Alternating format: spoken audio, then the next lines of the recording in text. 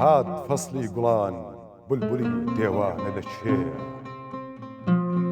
هات فەسڵی گوڵان بولبولی دێوانە لە چێە شەو ڕۆی ئەدی عاشقی پەروانە لە چێە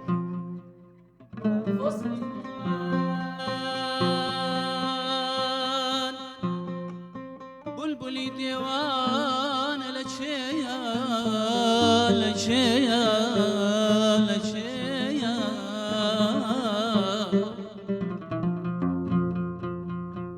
هات فەسڵی گوڵان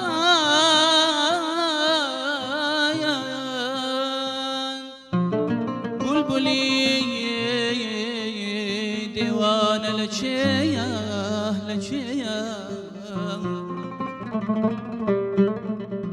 شوڕۆی ئەدی عاشقی پەروانە لە چێە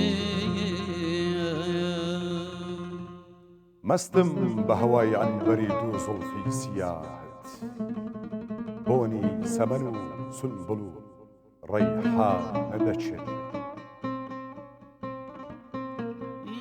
مەستم بە هەوای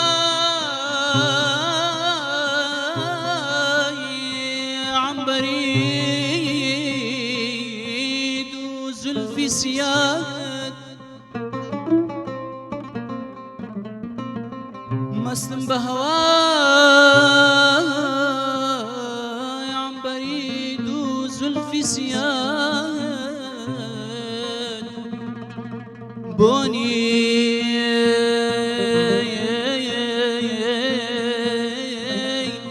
سەمەن و سنبول و ڕەیحانە لە چێە لە چێە لە چێە لە چێە فەرمووی بە تەبەسسوم وەرەوە جەژنی ویساڵت فەرمووی بە تەبەسسوم وەرەوە جەژنی ویساڵت وەی تەوفی حەرەم جەژنەی قوربان لە چێ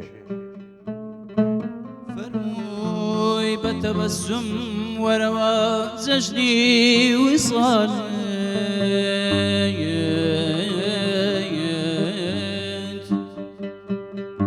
وەی تەوفی حەرەم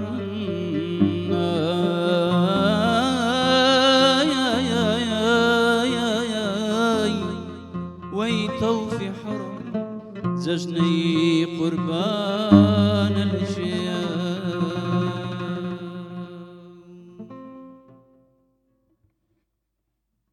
لە چێ خودی از دیر چووی چێوە چوو بووی خودی دیر وەرەوە وەرەوە زوو از پروژه گەلات واستم از شەویل وێرێ بێناخۆ بەندم گەل دەنگێت تایبەت و دەنگێتەوە ئەمە سوپاست ئینشەڵڵا خودی شەڕازی ئەگەر بژڕۆی لێ بس من قد ايش بردوام من والله فيو بردوام با خدي نعمة تاخذ هم بردوام بپشتین گم بیا بس بما فا جار سلااو ناکەن لێ الوي بيمو بيمو كدور رويشتم بيمو ئێستاەوە ڕۆیشتن بوو هاتنەوەی دەبی بهێنینەوە چی استراحة بخوای زين پاشی و چیز زۆر خوش هات فەسڵی گوڵان بولبولی دێوانە لە چێە هات فەسڵی گوڵان بولبولی دێوانە لە چێە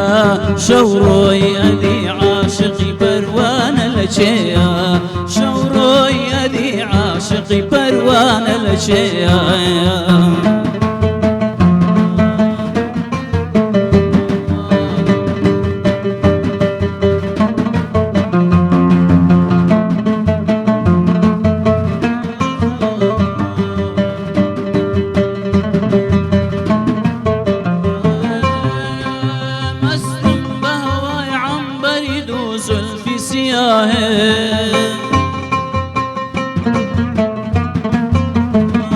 مستم بهوای عنبری دو زلفی سیاه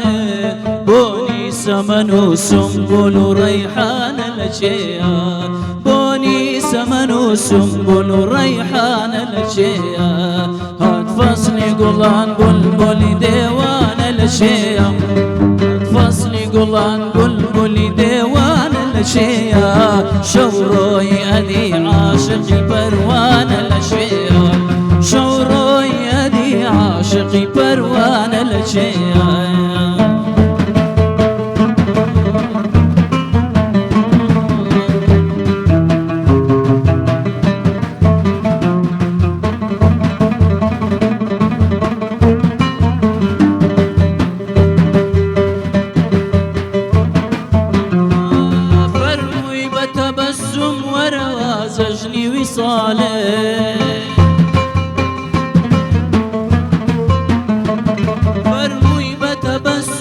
وروا زجني وصاله ويطوف حرم زجني قربان لشيا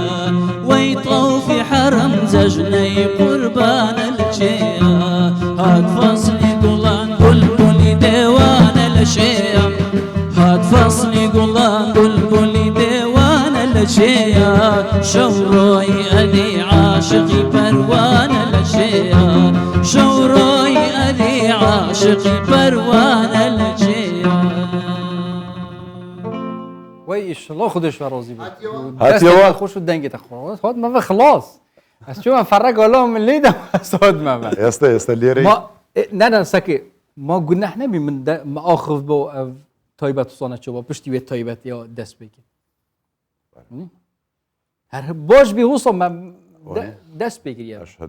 ئەشهدو جو شنيكا دا دست بگیر شنیکا دەست گرمو گري تەواو ئێستا لێرەی وەنیە خلاص. دەسڵاوەکی بکە السلام عليكم ورحمة الله وبركاته الباشيفا 11 كردستان 24 رئيس وصلاة الطيبات ما بقى خدي الرجيم نفيجا طاعته همي بصرمانة قبيل كتر هر جهكي وهر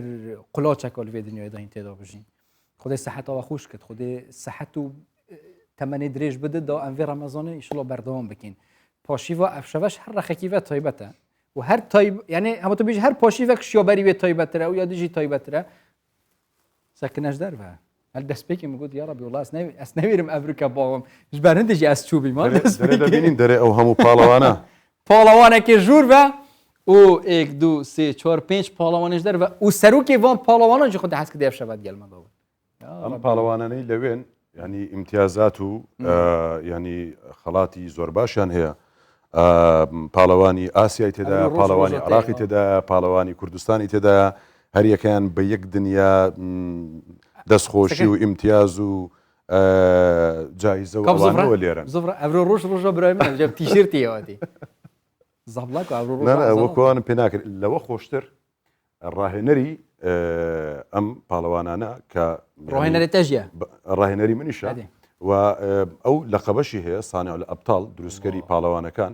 ئەویش پاڵەوانی جیهانی عادل کەمال دەبێت یەک دنیا پرسیاری پالوانی داهاتومان لە جیاتی ئێوەش پرسیارەکان دەکەین لێرە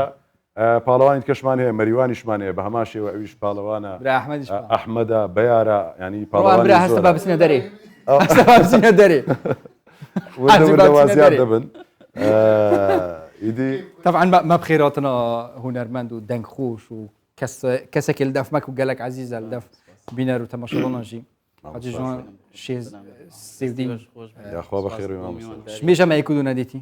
افرو كبدي دارهم قال خوش حالين ما مستروان وما مستحمد خود حس كده قال ولا بنت شي طيبه دي شوێکی خۆش شڵە شتی زۆر خۆش و تایبەتمان لەگەر مامۆستاڕوانی طبعا هو بيش برنامج دس بيبكا حاجي لكن اول ركتين همش تكاني هذا او بوجواني دس بيكر او هادئ بدبي دبينا هادئ كان نانە تاوانی دی نەرم و خۆشەوانی دی ینی بڕێک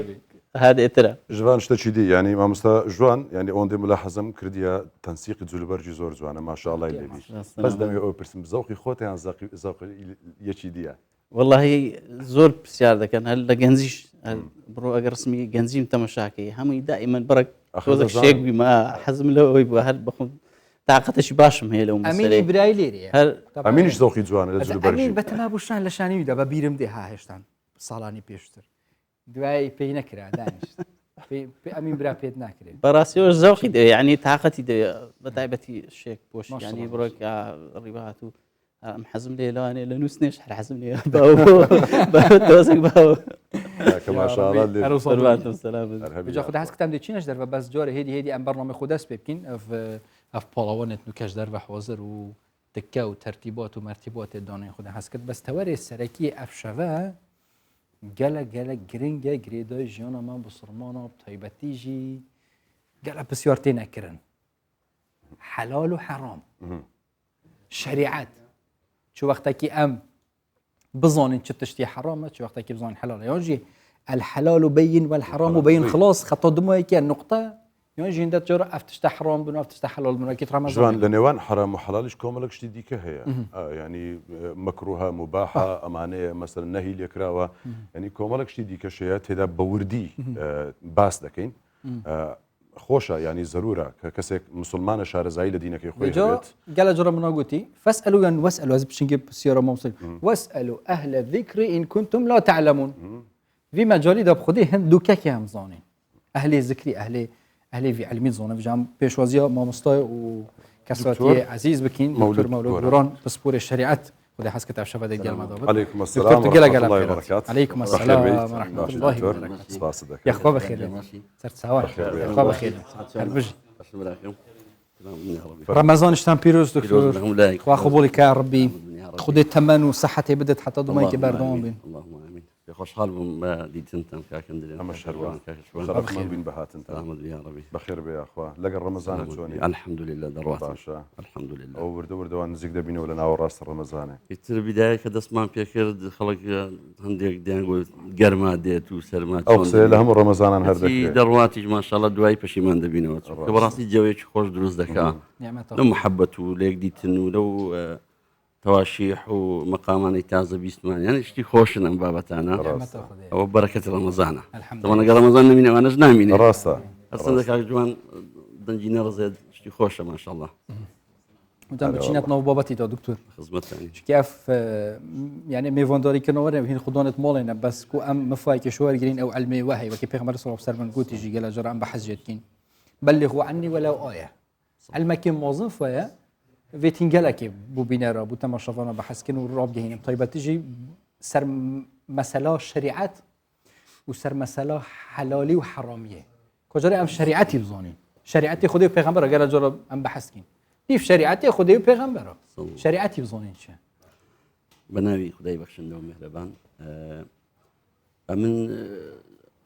دارش نشي جوانم هيا بموايا جوانا إن شاء الله لا يقول جوان دبي أو بموايا جرينجا باسكم هم جار دلهم جياني دنياي إمي مروف سشتا خدا ومروفو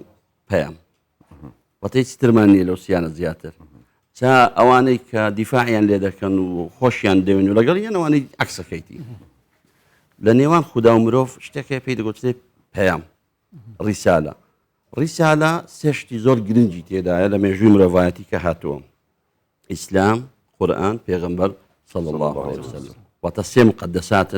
دبي دراسة بكري لنا إسلامي شا أو مرتبة إيمان لبيشا باشان أخلاق باشان شريعة ديتن وتا أمل لبيش شريعة أخلاق وإيمان من هي شريعة دكريتا قرباني أخلاق شريعة دكريتا قرباني إيماني أزد واي باسي الشريعة دكين حتى لجيان نامي پیغمبر محمد صلى الله عليه وسلم السيد كي شريعتي دوایی دانا خەڵکی فێری ئەخلاق و ڕەوشت و کۆمەڵگا و ژیان و بەختەوەری کرد دوایی باسی شریعت هاتە پێش کە یاسای ژیانە یاسای دینە شریعت واتە ئەو فەرمانانەی کە خوای گەورە و پێغەمبەری خوا صلی الله علیه و سلم داناوە بۆ مسلمانان بۆ ئەوەی ژیانیان بڕوا بڕێوە ژیانی ڕۆژانەیان ژیانی کۆمەڵگایان کۆمەڵایەتیان سیاسیان اقتصادیان ئەو پێی دەگوترێت شریعت کە ئێستا پێی دەگوترێت یاسا لە هەمووی گرنگتر کە فەرمووت و پرسیارەکەتان کرد لە باسی حەڵاڵ و حەرامە لە باسی واجبە لە باسی مباحە لە باسی مەکروه و ئەم بابەتانە پێش ئەوە بچین دەبی مسلمان بزانی بۆ حەرامە بۆ حەلاڵە بۆ نوێژ دەکە ئەو پرسیارە کە گرنگە بیکەین ڕەنگە جاری وایە مسلمانێک ترسێنرابیتن کە ئەو پرسیارە بکاتن بەڵام نابی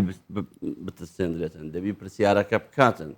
چونکە مەسیری لەسەر ئەوەدا مەزراوە مەسیری مستەقبەلی کە بزانێ حرام چی و حەڵال چییە بەڵێ بۆچی گۆشتی بەراز ناخۆی بۆچی ئارەق ناخۆی بۆچی نەزەر ناکەی بۆچی ئەمە پێی دەگوترێ مەقاسیدی شریعەتی ئیسلامی بنەماکانی شریعەتی ئیسلامی مەبەستەکان و ئامانجەکانی شریعەتی ئیسلامی جا ئەوەیان زۆر گرنگە لە زانانی پێشووی ئێمە پێنج شتیان داناوە تەمان ئێستا زیاترە ئەو کات مەسەن هەستی پێ نەکرایە بەڵام پێنجیان داناوە دەڵێن ئەوە لەبەر خاتری ئەو پێنجە تەشریع دانراوە ئەنی ئەمە پێنج شتمان هەیە هەموو ئەو شریعەتانی کە ئێستا باسی دەکەین لەبەر خاتری ئەو پێنجەیە کە ئەو پێنجەمان زانی مسلمان زانی ئەو دانە دەکرێتن تەفسیلی پێ بدەی ئەوە لەبەر خاتری ئەوەی لەبەر یەکەم لەبەر خاتری ئاین مانەوەی ئاین چەندین تەشریع دانرایە لەبەر خاتری نەفس جان لەبەر خاتری عەقڵ وتا مقدسات أو لناو مروفا لناو مروفا أين مقدسة مروف مقدسة عقل مقدسة مال وثروة مقدسة خيزان مقدسة في دلن بين ضرورتك شريعة إسلامي دليل وزارة يشتر أين وتا همو أينك يعني نقبس أينك همو أينك حتى أخوي يقول فرمي ولولا دفع الله الناس بعضهم ببعض لهدمت صوامع وبيع وصلوات ومساجد يذكر فيه اسم الله كثيرا وتأجر جهاد فرض نكر دبايا كنيسة خراب دبو أولا ثوابتن بإجماع ثوابتن هل بينز مذهبك هم دنيا إسلامي متفقة لسر أوي دبي أين بباريزري جاني مروفي بباريزري عقلي مروفي بباريزري مالو ثروتي بباريزري هروها خيزانو النوو وشي مروفاتي بباريزريتن لبخاتري أو بينزة تشريع دان رايا كدري عرق حرامة دبي مسلمان بزاني لو حرامة أي فرق يصير لقى بيبسي أي فرق يصير لقى المشروب شيء تري غازيا مشروب شيء تري طبيعي فرق كي أو عقلي مسلمان عقلي إنسان لكن خوي مقدسة نابي عقل الله دز بدريتن بهر هو كاري له كارك هو كاري جيان بحب بيتن بشروب بيتن بخمر بيتن بناوكاني جورا كاني مهم هو عقلي إنسان دبي بباريز ريتن خيزان دبي بباريز ريت لبخاتري خيزان باريزية زينة حرامة يعني دكتور فرزة يعني بيجم أركي يونجي مافا بصر بزونت كاج برچه فلانة تشت حرامة يونجي حلالة برياكو جيب كت مسألة واجبوني مسلمانان أما يكم شمان إقرأ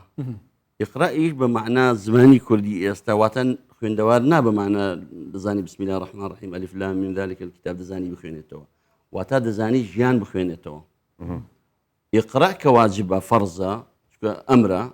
همو أمري شيء بوجوبة إلا أجر دليلك مان هبيتن أو أمر لابد لوجوبية تبيكات السنة أجرنا واجبة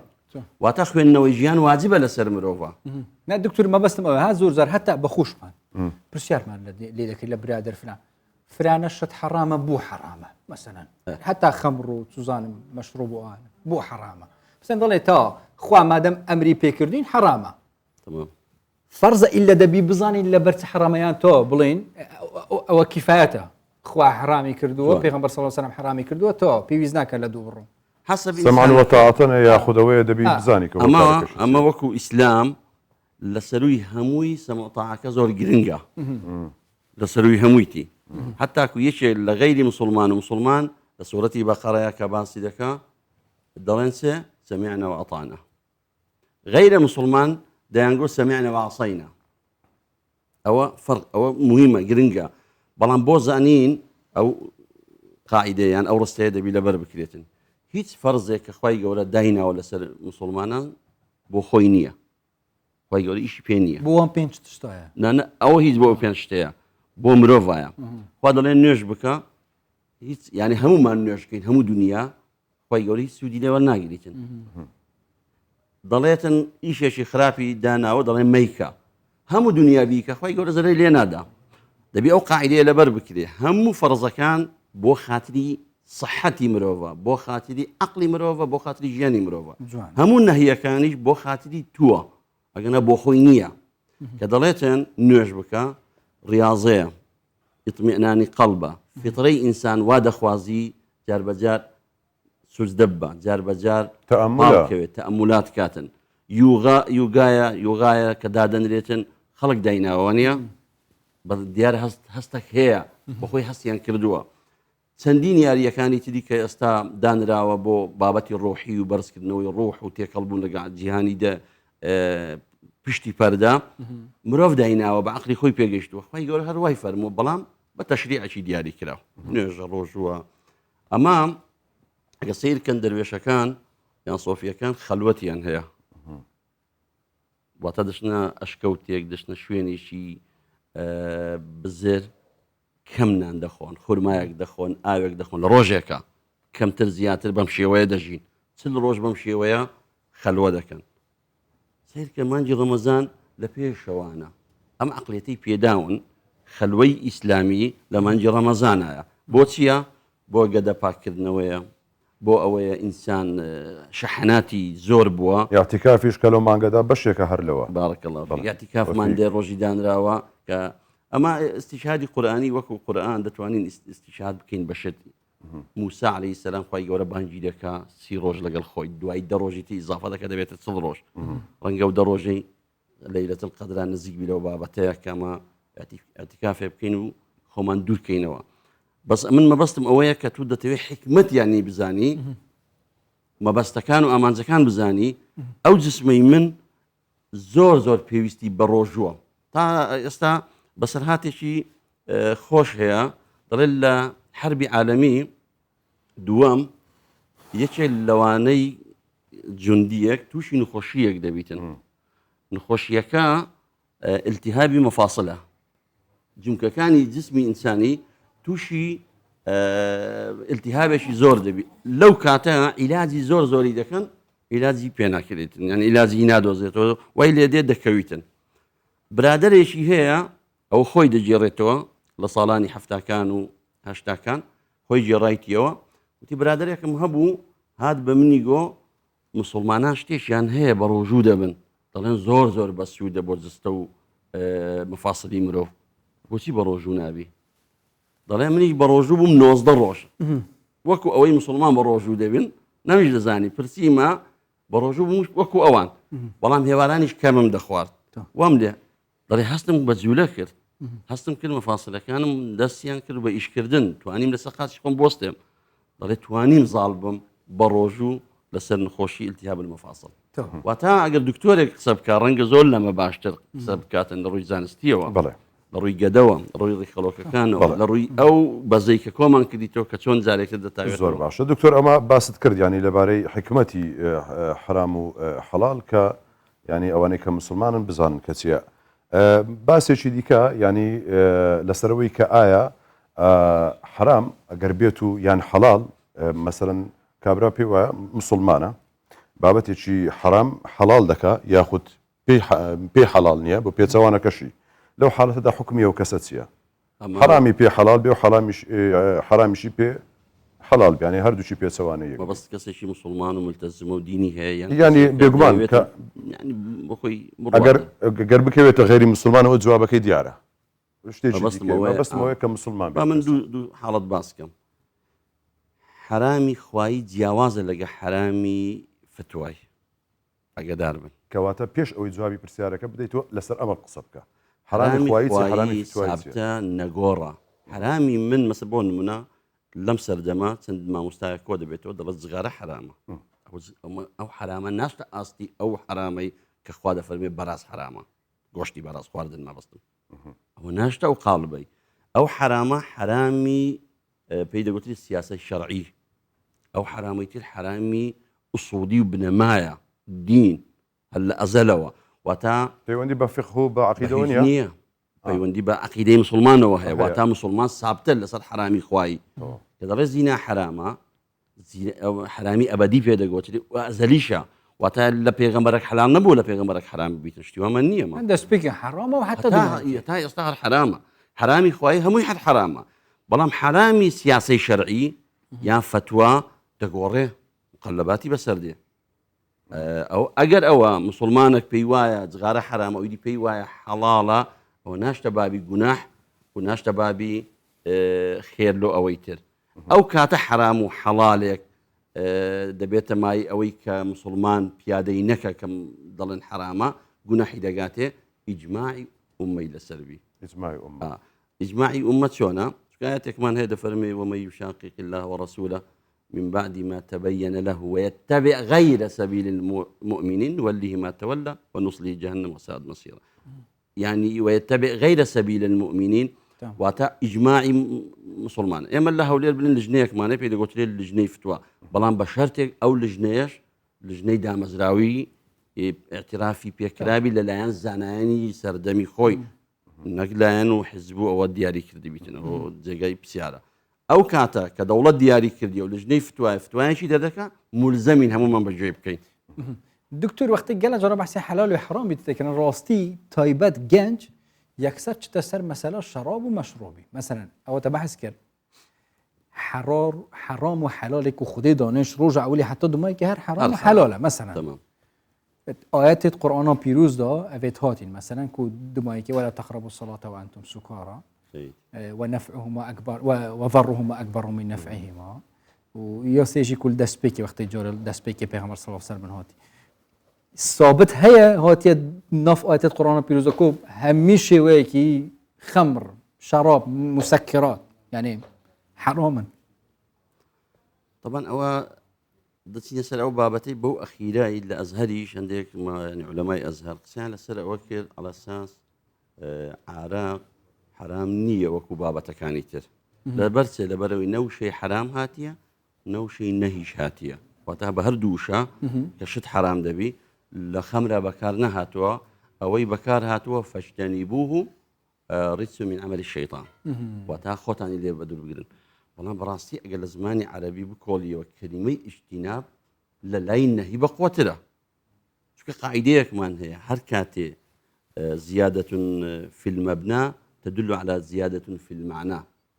وتأجر وشيء بين سبيد بي وشيء كتير همان معنى نزيج لو يبدأت يعني بلم دلالة لسر أو بك شش بيد بي شش بيتك بقوتها لبين سبيتك بقوتها لبين سبيتك مثلا بقول من دليمة تو اصبر والله من دليمة كاك هندليني اصطبر بقوتها أو بقوتها اصطبر طايشي جولة هم طايك لازماني عربي معناها شي تايبتي خويه هم بيتشي زيادة بو معناها كجورا يعني واجتنبوا جهر وصا بيم ويا كلمة اجتناب زور بقوتها للاينا هي أما هالريتو يعني إجماع لسروية إجماعي مسلمان لسروية واتزاني مسلمان لسر حرامبوني بله إجماعي مسلمان لسر بس بودواي أو رأينا دروز بو بلام قسيك أم رأينا بلغيان هي موثوقة للرؤي كالنهي حرام نهاتيه واتا أوان دلين وشيء حرام دبي للقرآن هاتبت بلد حرامة حرمت عليكم أمهاتكم وبناتكم وخالاتكم وإخوان أتادروا حرمت عليكم الميتة والدم ولحم الخنزير وما أهل لغير الله أوانا والمنخنقة والموقوضة أمانة كلمة حرامي لقى بكاراتوا حرامة توا بلام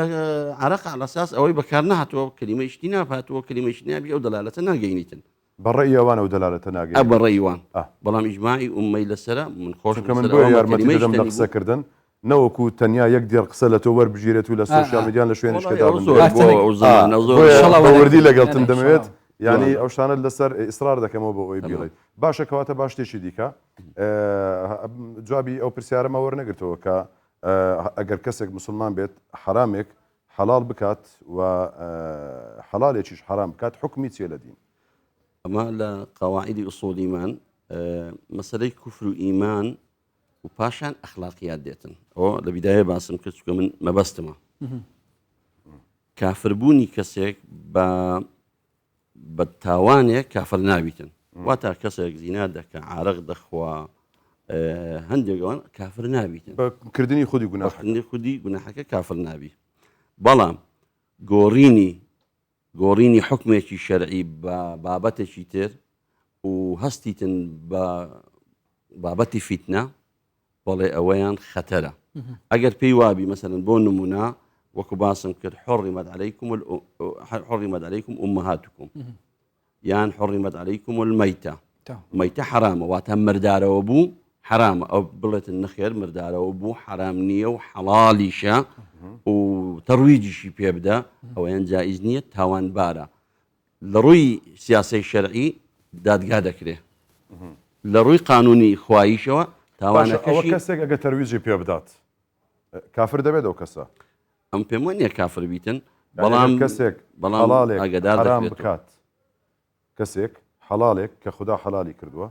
حرامی بکات کافر نابێت زبان من قسەیەکتر بکەم ئەمن کوفر و ئیمان بەس بەوە دەزانم کە ئەرکانی ئیمانت هەیە مقابلەکەی کافر دەبیتن حەڵال و حرام کە نیتمان کە کەسێک شتێک حەلال کا و حرام کاتن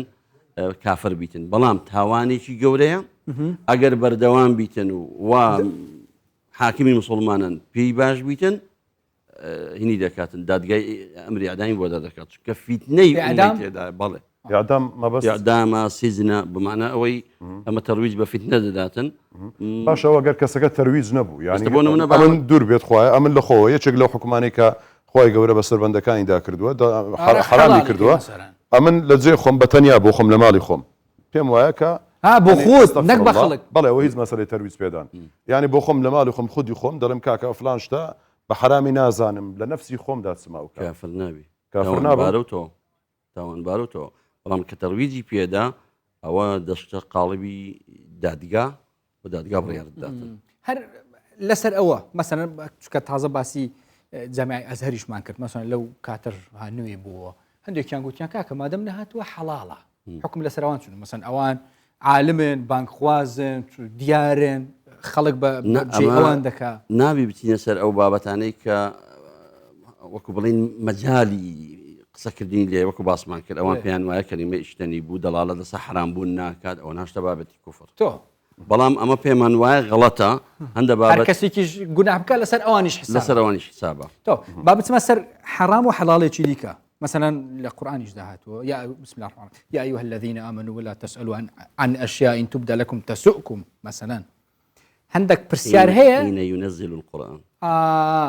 تاوكردنا كشي لو يعني كاتا. دبرتوا لو كاتا بەڵام ئێرە ئێستا مجبورین پرسیارکەین لێرە مەبەستم ئەو بوو ها هەندێک گەنجی بەتای هەندێک مامۆستای ئاینیش هەیە بە گەنجان دەڵێ مەسەنەن بەتاڵکردنی شەهوەت دەڵێ کاکە مەپرسە ئەگەر کردت ئەگەر نەکردت ئایدی خۆتە مەسەنەن هینانی ئاو بەخۆی بەدەستی خۆی مەبەستم گەنجە نەکژن و مێرد چ کاتێک حەڵاڵە چ کاتێک حەرامە و گوناحبارە قسەشی جوانت کرد ئێرە شاشەیە و دنیا هەموو دەزانیتن هەندێک بابەت هەیە بۆ کۆکو بڵێ بابەتی ئەخلاقیە فتوادان لە شوێنە گشتیەکان پێ ناچی باش بیتن بەڵام تایبەتمەندی خۆی لە شوێنی خۆیان باسکات لەگە مامۆستایکی تایبەت ڕێی بۆ دادەنێتن یعنی ئێستا ناتوانین باس بگەین حەڵامە حرام و حەڵال ناکرێت ئەمە ناتوانم بڵێم حرامە هەروەکو چۆنیش ناتوانم بڵێم حەڵالە لۆ چونکە ئەو شتە تایبەتیانەی کە خێزانیە ئەوەش تۆ بابی ئەوەی بابەتی دکتۆر ولا تسألوا عن أشياء تبدى لكم تسؤكم ئەخرەوە نا بۆ میدیا و سوۆسیال میدیا تۆزێ مشکیلەیە بوو مەسەلەن لە شەوێکی ڕەمەزانە ئەمە ناخ دکتۆر مەبەستمان ئەوەیە ها شەرم لە عیلمدا نییە شەرم نییە چکە داواکەی خەڵکەی زۆریش هەیە ئەو پرسیارانەی هەیە پاراستنی کۆمەلگایە پاراستنی کۆمەلگایە گەنە باسەکە شەرم نییە ئێمە لە شوێنی خۆمان قسەمان کردووە و مەسەلەن تووشی مناقەشاتی زانستی بووینە لەگە مامۆستاکانی تری کە مخالفن مەسەلەن کێشەمان نەبووە شەرمیشمان نەکردووە دیفاعی لە ڕێی خۆمان دەکەین بەڵام لە شوێنێکە لەم شێوەیە ئەگەر بەبیستان بێ مامۆستایەکمان گوتی لەگە خێزانی خۆپێوە نان لە ناگۆڕێک چیان لێ کرد و مەساکی لیرە گوتنەکەی دەوردەمەتی گوتنەکە فەرقی هەیە زانگە بە شێوازێکی خۆش و جوان بۆ خۆشەوە بابەتانە بەڵام مامۆستایان یان لە ژنەی فتووا کە تایبەتە کوڕێک گەنجێک کچێک دەچیتن پرسیاری خۆی لێ دەکات زۆر بە شەفافانە وەڵامی دەدەینەوە هیچ ترکیشمان نییە بۆی کەمەوەی فتوای عام ئەوام جیاوازە لەگەڵ فتوای فرد مەبەست ئەوەیە گشتی جیاوازە لەگە فتوای تاک مەبەست ئەوەیە ئەگەر ئەوەیە تەواو لێگەڕێت یعنی باشە خەڵک ئێستا بۆ نمونە ئەگە بڵین شەهوەت بەتاڵکردنەوە حەڵالە تەسەوریکە ئەتوو چڕوت داتن لەناو کۆمەڵگان ونیە دەبتە کارەسات ونیە تۆ ئەگە بڵێ حرامە ئەگە من ئێستا بڵێم حرامە کاکە ئەتو ناڵێ بەڵگە چیە؟ طبعا ئێتو دەوی بەڵگەی خوا بەڵگەی پێغەمبەر مەبەستم لێرە ئەوەیە مشکلێ هەندێک بابەتی گشتی هەیە شریعەت هەندێک بابەتی گشتی هەیە کابرا دێت ئەگە ناک ئەوەی بیدایی فقەکانی خوێندی بتەوە باس کراوە هەڵە بیدایەتی فقەکانی خۆمان باس کراوە لە فقی حەنابیلە باس کراوە لە فقی ئەبوو حەنیفەیە باس کراوە و بە سەریحی و بە دوور و درێژی باسییان کردووە شتی لەوە زیاتریش خێزان لەگەڵ خێزان نووسنیان جۆری نووسنیان جۆری ئەمەلیە سکسیان وانەوە باس کراوە فقی ئیسلامی دەوڵەمەندە بەڵام ئایا ضرورەتە ئەمن لێرە باسکەم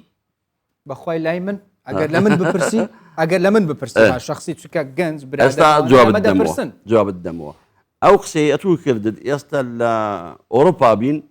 ڕەنگە زۆر لەوە زیاتری جەوی باسکرێتن بەڵام مشتەمەی توی هەولێر و مشتەمەی توی سلێمانی دوهۆک قبولی ئەوە دەکەم ڕەنگە من و تو قبولکەین بابی من قبول دەکەم باشە مامۆستا ینی قەیناکە دکتۆر مادام شتەکە ینی ئەوە هیچ باسەکە کە گوتت ئەگەر فتوای عام و فتوای تایبەت هەیە ئەو خاصەوە بابەتێکی دیکەیە بەڵام ئەوەی کە باز دەکەیت جیاوازی کۆمەلگا دەینێ گۆڕێ ئەگەر مەسەلەکە جیاوازی کۆمەلگا بێ يعني انك هرب الراي من شتك تواو ولا حياء في الدين يعني فالعلم. بابتك زور اسايا يعني اگر بلي ترسك لويا امن باسي ناكم لبروي كوملغا استصروا دا يعني اخوي لجوابك دا وكو بلم حلاله يعني تصروا دات اگر بلم حلاله خو يعني اگر حلاله كواتب بورنا دات اگر بلي حلاله نا بس أجر ليرة حرام يقلي مشان زي كبا حرام خدمتكم. مثلا بقول تريد او حلال وحرامه وكو بدا بدايش باسم كل حلال وحرامي فتوايا انك حلال وحرامي خوايا ويا واتا رأي عالمان جیاوازە جوان من ئێستا بڵێم حەڵالە واتە لەسەر ڕێی کێیە ڕەنگە شافعی نەبی وڵاتەکەت نیوەی شافعیە لە شافعیە حرام کراوە کەواتە ئەتوو بە کورت و دەرسویتی کرمانزیەکەی تێک دەچی شەکە حرام و حەڵالیەکی خوای باز نەکراوە دەبێ عولەما دەبێ لەمە لە هەر شوێنێک بۆ شوێنێکی تر لە زمانێک بۆ ئەوە زمانێکی تر یەک دەگوت دووش جیاوازی کەسەکەش دەوری هەیە ڕەنگە گەنجێک پێویستی پێبی گەنجەشتری پێویستی پێ نەبێ ڕەنگە مەرجی بۆ دان بنرێتن مەرجەکانی تەندروستی مەرجەکانی کاتی غەریزەی جنسی کە ئینسان فەوەران دەکاتن ئەمانە هەمووی باس کراوە جوان دەبیت حاڵەتەکە باز بوو واتە هەندێک فتووا هەیە اگر لسر خوتي لابي اجماع على باري او دلنسي هیچ جماع نعلم من رايي تو هیچ اجماع جماع على سر هیچ جماعێک نییە چونکە دقێک نییە لەسەر شتێکە دەتەوێت بە زۆر حرامی بکەیت هیچ دقێکمان نییە لەسەر حرامبوونی شتێک بەڵام وەکو باز دەکەی مەساڵحی گەنج ئەتو دەتەوێت ئەسە بۆ نم نەکوڕی من کوڕیت و گەنجن ئەمە قسە بکەم خۆ لە ماڵیش پێم گوتیە دەبی مەسەلەن خۆ بگریتەوە دەبی ئاگات لە خۆت بی لۆ چونکە ئەزراری طبی هەیە زەرەری هەیە ڕەنگە مەشاکلی تری نەفسی هەبیتن ڕەنگە مەشاکلی حتاکو ضعفی جنسی دەڵێن دروست دەکاتن ضرها أكبر من نفعها تقريبا تمام ضرها أكبر من باشا نفعها كيني هي مثلا كضل الحلال بين والحرام بين نازل بعكس قلت ميات تمام. الحرام بين والحلال تو يكلاب والرش دياره وسبي دياره يعني لا زمانك بو زمانك تر دا قوردري حتى اگر حلال وحرامي خوايش بي ناگۆڕێ هيت هیچ اگر بمري لا برسا مثلا ئەوە ئەو جاما دەچینە سەر بابەتێکی تر ئەمە نەچوومە سەر شریعەت ڕەساتی ناو بابەتەکە شریعەتی ئیسلامی سێ مەقسەدی هەیە ضرورات حاجات تحسینیات ضرورەتەکان پێنجن لە دوای ویدێ پێی دەگوترێ حاجیات حاجیات چیە تا ڕەفعی مەشەقەیە ڕەفعی مەشەقە و ڕوخسەش هەلەوێ باز دەکرێتن یعنی کەسێک دەمری لە برسا نابی بمریتن دەبی بە هەر وەسیلێک لە وەسائیلەکانی ژیان بیژێنین ئەگەر عرق بوو عرق بوو ئەگەر بەراز بوو بەراز بوو ئەگەر دزی بوو واتە نابی بمریتن هەموو حرامەکان حەڵاڵ دەبی بنزيكم إنسانة دزیش ئەگە ضرورەت بوو دەبی بچی بژیتن دەبی کابرا ئەمە لە سەردەمی ئیمامی عومەرە دزی کرا دەستیان نەبڕا بەمانە بڕینا بەمانە عقوبەی نەدا بۆچی گوتی ئەگەر نەیدزی بە عامل مەجاعی پێ دەڵێن ینی ساڵی برسیەتی بوو ئەگەر نەیدزی بە دەمرد واتە جانیش لە پێش دزیە ئێمە لەی دەبوورین هیچ حکمێکی لەسەر تەطبیق ناکرێتن هاکەذا هەموو ئەحکامەکانی تر قورئان و قاعیدەمان الضرورات تبيح المحظورات واتە هەموو حرامەکان لە کاتی ضرورەتە حەڵاڵ دەبن ئەو پێی ناگوترێ حەلالی خوایمان دەست لێدایە ضرورەتەکە لۆ کاتیە ئانیە کۆتایی پێدێتن حرامەکەش دێتەوە شوێنی خۆی باش ئەوەی دیکەیان ئەوەی دیکەیان بەڵێ دەگۆڕێتن لە سەردەمی ئەبوو بەکری سەدیقا زەواجی مەسیحیات لە ئیسلامە ڕێ پێدراوە واتە دەتوانی ئافرەتێکی مەسیحی بێنی لە سەردەمی عومەری کوڕی خەتاب لەسەر دینی خۆی بی لەسەر دینی خۆی بەڵێ لەسەر دینی خۆی و لە کەنیسەی خۆی لە عیبادەتی خۆی و لە سەردەمی عومەری کوڕی خەتاب حرام کرا گوتیان بۆچی خۆ لە سەردەمی پێغەمبەر و قورئان باسی کردووە فەرمووی کچانی مسلمانان زۆرن سیاسەتی شەرعی ئێمە ئێستا ئەوە دەخوازیتن تا ئێستاژەوە دەخوازێ نەخێر ئێستا دەتوانێت بچێ ئافرەتی بیگۆڕیتن دەتوانێت ینی بچێ ئافرەتێکی مەسیحی بێنێت دێوە ئەسڵا سیاسەتەکانی شەرعی ڕێ لە شتەکان دەگرن ئەمە ناومە لێناوە فتووا یعنی ڕەنگە پێیان ناخۆش ببن سیاسەتی شەرعی بەڵام هەر بخۆی ئەوە ئەسڵا واتە فتوای سیاسەتی شەرعیە دەڵێتە من ئەو شتە مەکە چونکە زەمن و زروفەکە لەبار نییە نمونەشی بەسیط ئیمامی شافعی ڕەحمەتی خوای لێبی خۆ فتواکانی لە عێراق و مەسڕ دوو فتوای جیاوازە لۆ شعبك أو لسر قصي قديمش بەڵام خۆشی گوتی کاوەی مصر ئەوەی جیاوازەوەی عراق مصر عراق مصر خاوني فرعون وحضارة عراق رنگ بدوي وتازە پێگەشتو بوون فتوەکانی ئێرە بەقەدەر ئینسانەکانە هی ئەوش بە هەمان شێوە يعني فتواکانی مصری کاری پێدەکردی الشافعي رحمة قولي قديم وقولي جديدة دكتور مسألة شريعات درێژە بحركة بەڵێ قصابين نويت أخولي جابت همو أتو دتي ساعتي موي باس ما هلا كرتا هل خوزي أو بابتي كباست كالرنجة ولا شيء تايبة دبي بزيشك بيه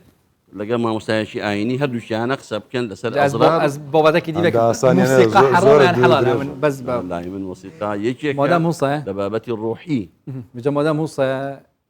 ام خديش ان شاء الله خديش ورازيبت واما ممنوع توين دكتورين في شباب ديال المدام خدي ان شاء الله خير مازن كتو خلكي مفاش خفنيتوا ورقرد من وما مستويت اولمبيك وكون بن ابيتكو حتى انه كاجماع سرينا اجماع كسر شيء الرنجة باش نبيتن دي الله خدي رحمة أوها خديش عندك خلاف الرحمة وضلنا قاعدة شي باشا خديش ورازيبت اما ممنوع يا ربي قو بدينا تستكي طيبة دف جماعتي ماندينا با ولا بهنا خوب هذا چه ناوي خدي لبينا يا الله مادەشی بەرەمەچی مامۆستا ئەنوەر قەرەداغی لە ساڵی هەشتا کان لە ئێزگەی کوردی بەغدا وەختی خۆی تۆماری کردیە ناتوانم حەق خۆمی وەکو ئەو پێ بدەم بەڵام هەر وەکو یادەوەریەک لە بۆ بە خۆشەویستێک لە بۆ مامۆستا ئەنوەر قەرەداغی لێرەوە ڕێز و سڵامان هەیە بە مامۆستا ئەنوەر قەرەداغی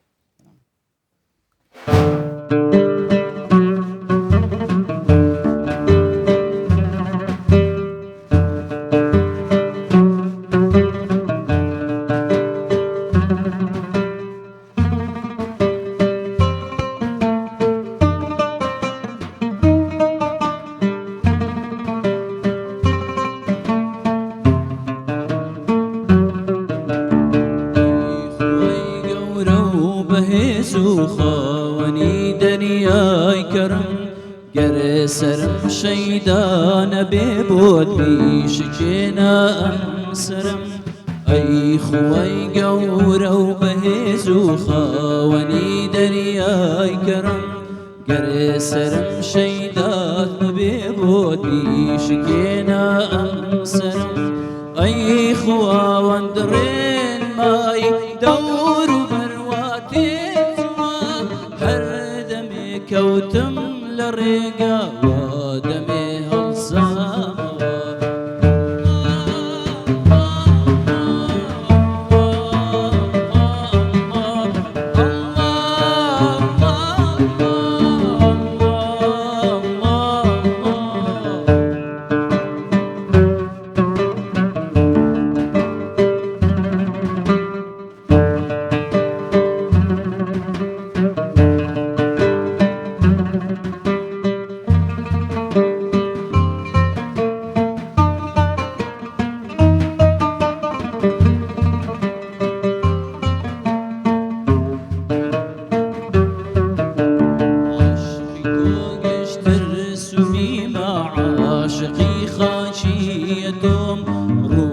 جواني بوني تو يا هالبرولاي أو أروم عشقي توقش درسوني مع عاشقي خاشيتهم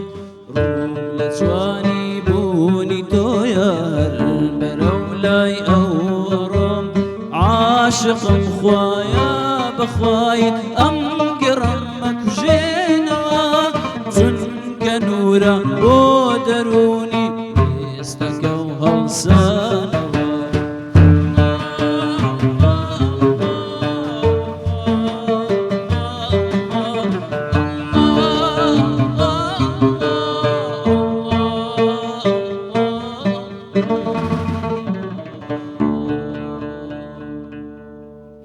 وي ان شاء الله خدش فرازي أي دست ورحمة يا الله أخوة ودي دم بابيت خوش. وبيرو بابيرو اللهم امين اجمعين تفيري طيب باديني أخوة. ميرا تشتكي باديني تحوزر كريا ما مستوى نەوەڵڵە دەزانی ژوان تێکستیش شعرێکی بادینی ده گوتم ئەنا من گوتم دەخینەوە لە بەرخاتری تو هەرچەندی محاولم کرد گوتم نە باباش پرۆڤەی لەسەر بکەم ئەو کات بينا امني بيك باخيني تەواو الله ئەمیشە ترسم لەوەیە بيني برازي وفيركم کاکە دەیرین یارمەتیمان بدە یارمەتیمان بکە دەخێنینەوە ئەویش با بڵێ یارمەتیمان بدە تەواو غەڵەتیشمان هەبوو لەسەر تووە بلا مقابل بس ناوێ من دومایکی بێتە نوویسینەوەیکی شێوەزاری بادنی مثلا تدریب فەرقی مێ و نێری هەیە مشکلەیە تووشی ئەو بەرفرەها هەیەوانە بەرفرەها ئەم بچینە بازارکردن و شەوێت ڕەمەزانێدا تایبەتیژی ها خەڵک زیبزی مەسەلەن پرۆژێژی حتا چیکی پرۆژینە و گەرمەژی هێدی گەرمەوە دەست پێکرد ئەبروکەل ناو هەولێری گەلە گەرمی بچێکی تۆزی هەبی جەوێ نەخۆشبی ژبەرێنی خەڵک زێدە شەوێت چنە سیکە ئەم بژنی سیک سوق بازار سوق نەبرا مەکە عەرەبی سیکە تەواو مەسەلەن سیکا فێقی سیکا فیقی سیکا فێقی مەسەلەن بازاری میوەیە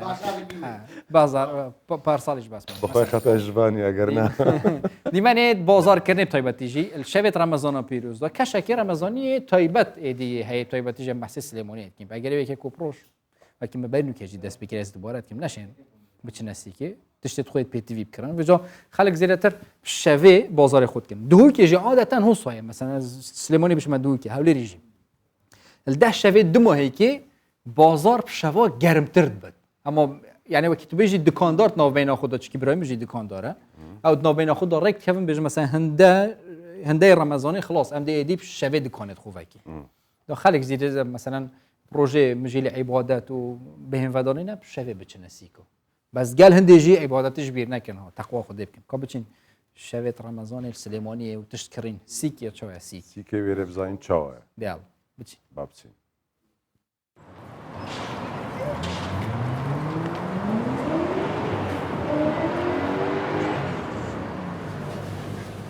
لە ڕەمەزان بووە بە نەریتێک هاوڵاتیان بە شەوان دێنە دەرەوە و بازاریکردن نەکەن پلەی گەرما کە بە ڕۆژبەرزە و بە شەو پێچەوانەیە و ڕۆژوگرتنیش هۆکاری سەرەکین بۆ ئەوەی هاوڵاتیان زیاتر بە شەو پێداویستەکانیان بکڕن.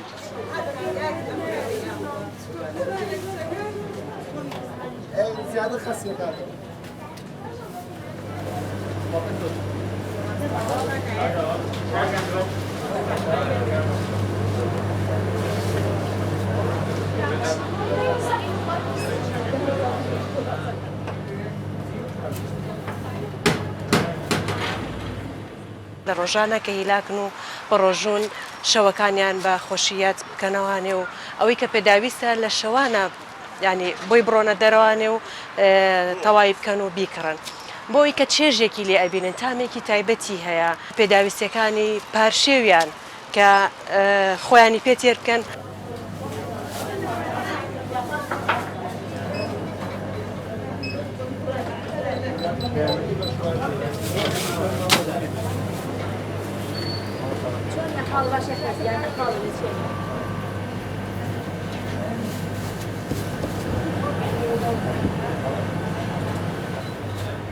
بەبوونی ئەوەی کە هاوڵاتیانی بەڕێز بە ڕۆژوون زیاتر بە شەو سەردامانەکەن لە دوای پاش ڕۆژوشکاندنەوانێ بۆیە قەرەباڵێکی زیاتر لێرە هەیە لەبەر ئەوەی جەوەکەی فێنکترە لە شەوانەوە هەروەها ڕۆژوشیان شکان و ئیسراحەتەکەن شەوان کاتێکی باشترە بۆ ئەوان و هەروەها یەن بە گەرمیش شتەبەنەوە دیسان بۆ پارچێ و بە بەرهەمە کوردەوارەکان وەکو پەنیر و لۆرک و ماست و ناوساجی و کولێری گەرم و ئەم شتانە.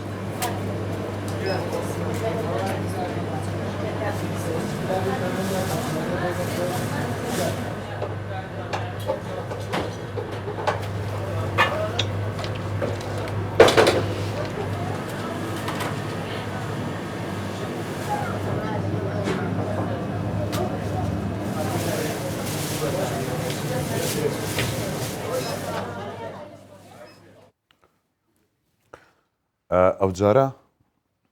دەچینە هەولێر لە هەولێر ئەتوو هیچ باڵندە و کۆتر و قەل و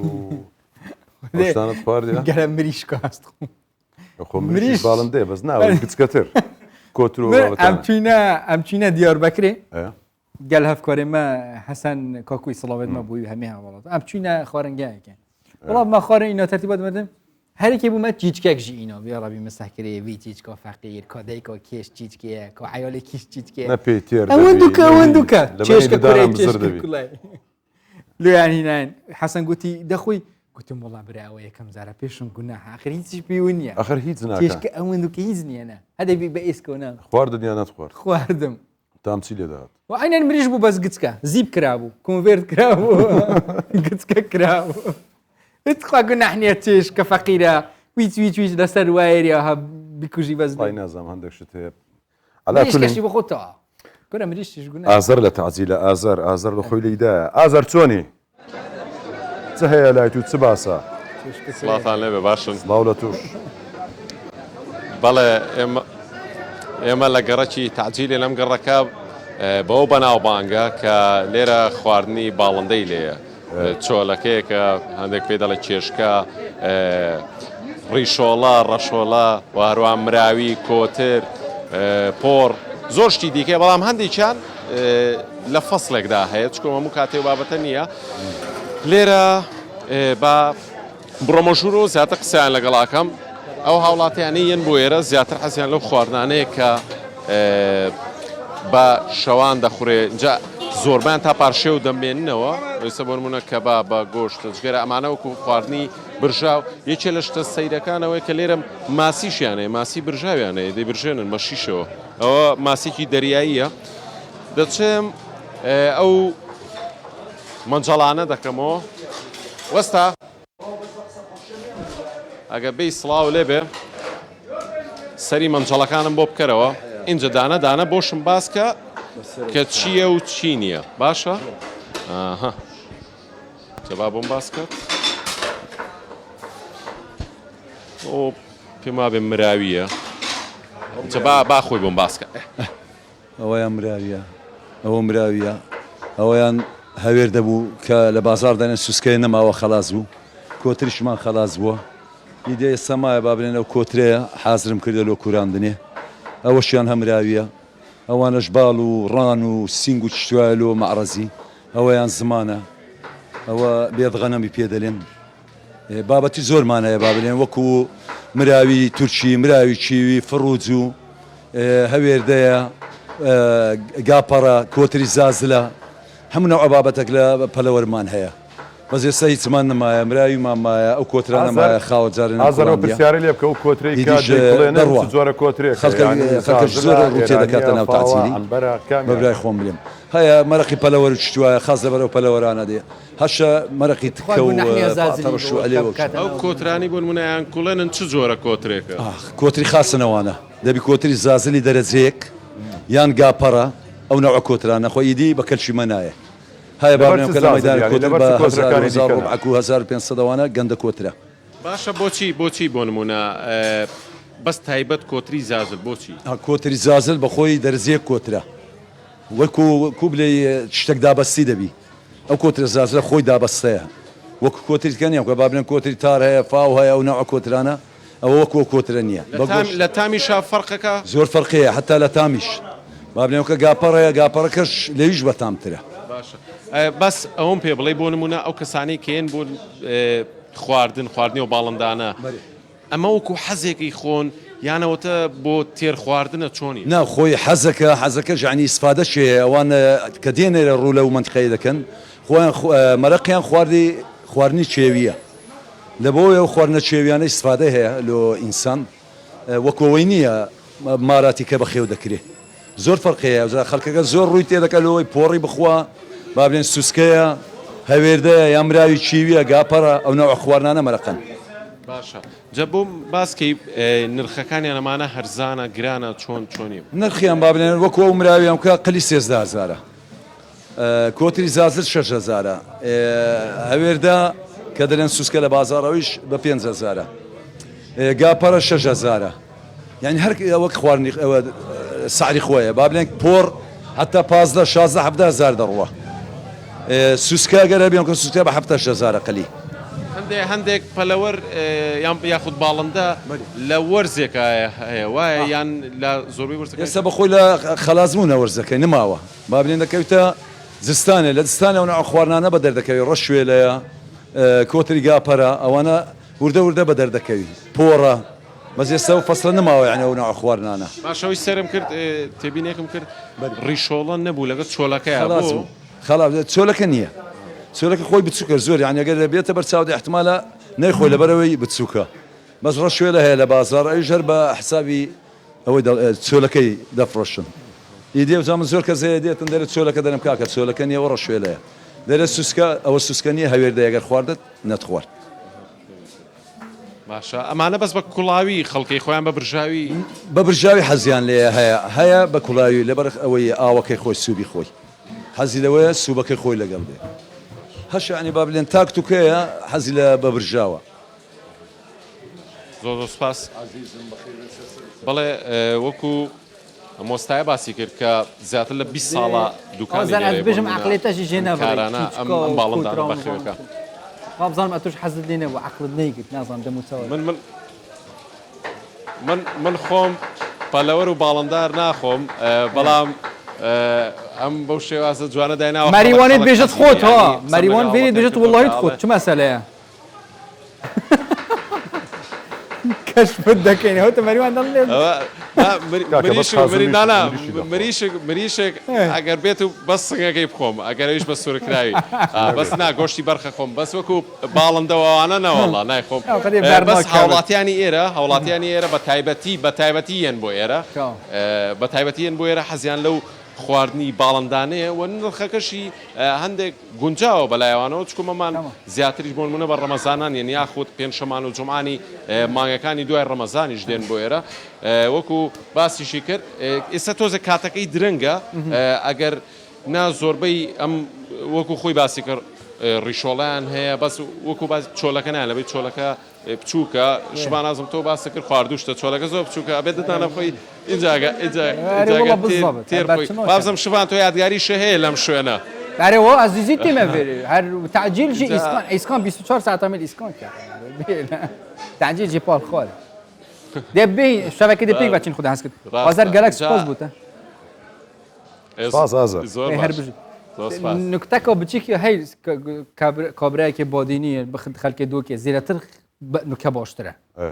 پەیوێت عەربی کەلیمەت عەربی گەلت بادینیە داهێن دووکێ زاخۆ کابراایەکی دووکێ هەتا هەولێرێ یەک شژبانجی دەکرد چێشکە کورە لە ناو مەنجەرەشی دانا بوو بادینیژی گوت یا ڕەبی چێشکە کورە دەبیت چبی گوت یا ڕەبی دوێت چ بێت وەڵڵا هات دێ هات گەرها وەدا سەرێ قۆزانێ ڕاکردی عەسافیرن عەسافیرن چێشکە کورە وا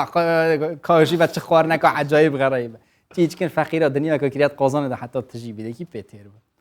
تسەکی بخۆنیە بە مۆزم بەرکەفتی بێت سەحەت بێت ئەمە بەسێ خواردنەی کرد کابراایەک نوکێل پشت کۆمیرێ شلۆی بەس ڕیاضە و خواردنێت پڕۆتینە پشتینگە خوددا هەست کردی باسکی بەس بەری ئەم بچین و بەری بێژین کۆکیە ئەز بابەتەکمێ هەی کەمپۆ دوومیس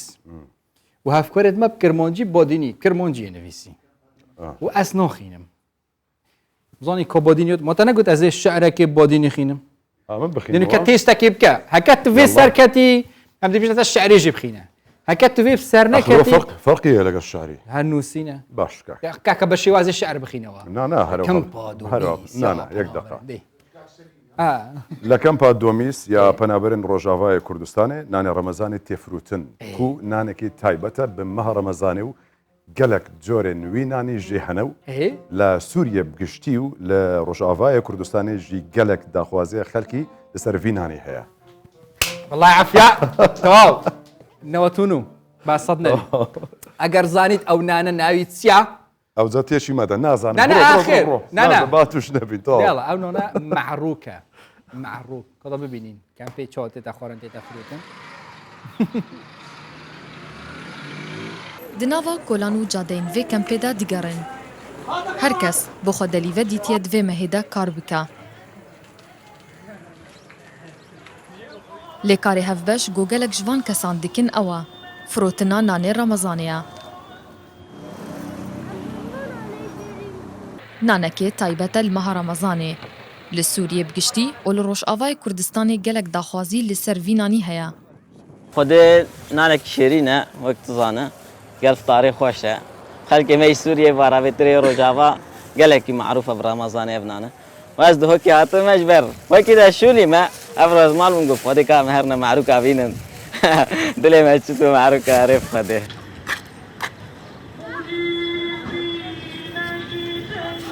gelek curên vînanî têne çêkirin û hindek ji wan bi xurme yan jî bi mehûjan têne dagirtin. Nanekê tam şirîn e û xelk di gelpêkhateyên sîniya iftara xwe dixwin. از هر سال رمضان الفيرما دنا انا مثلا روجيت 200 300 قطعه استلم دنا وعستلم هر نوعي صادنا مثلا نوعينا شربتي والدكم ابدي لكم قلق باش خلق داخل سر هي هر قا مثلا شو روجا هي صل وبينجي قطعه حتى 200 قطعه يجتيني هاي مي حاجات يعني كردي ما روجا ما حجب نانيت ابنانا مثلا معروفه دفما سوري معروفه ابنانا ناني رمضاني متفروشن عبد صالح نان تفروشم نان وهم معروك يجي ناني معروكة محشينة إما وجه يجي حشان ديها وكردي ميرو جافا حرصال رمضان أخو تشيدكن وخير وخشي تشيدكن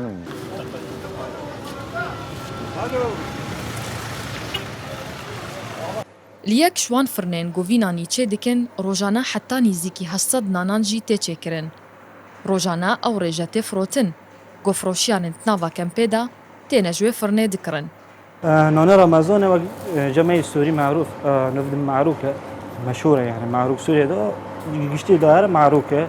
أنا كان نوفان حشوادتنا خرماي جمال بن بلاري خرماي دك بنوفا أنواع وشكل وبرن هذا كيف هو شيء دك بس أفنون بعد من نانه رمضان طيبات أفنون نانه رمضان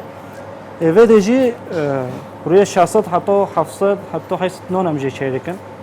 يعني خالك ما يسوري دبه إذا بس أرجع شربت ليدكن کنجی لیدکن ما رمضان جیای و هیوا دیتر جیای مثلا هیوا رمضان جمع زیاتر داره افنون مثلا هیوا دو رمضان دیسو داره او هیوا رمضان 600 حتی 700 حتی 800 درباج جیده که جارا داره گال خوشه نزیکی 10 سالانه و پنابرین Rojavayê Kurdistanê li vê kempê dijîn û ji destpêka guhatîna tanha ew bi heman dabûnerîtên xwe yên li Rojavayê Kurdistanê helkeftên xwe digêrin. داکو ji dabûnerîtên xwe qut nebin û wekû bizavekî bi heman tam û xweşiya wan li Rojava hebû li vêrê jî têde bijîn. Heverist Recep, Kurdistan 24 Kempa Domîz.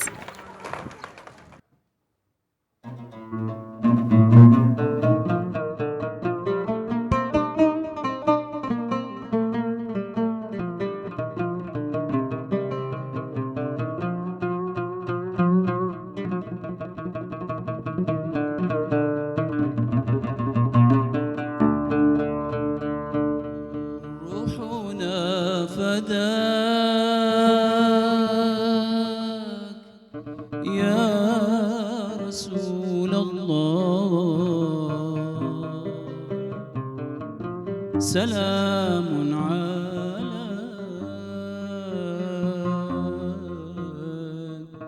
يا حبيب الله روحنا فداك يا رسول الله سلام عليك يا حبيب الله روحنا فداك يا رسول الله سلام عليك يا حبيب الله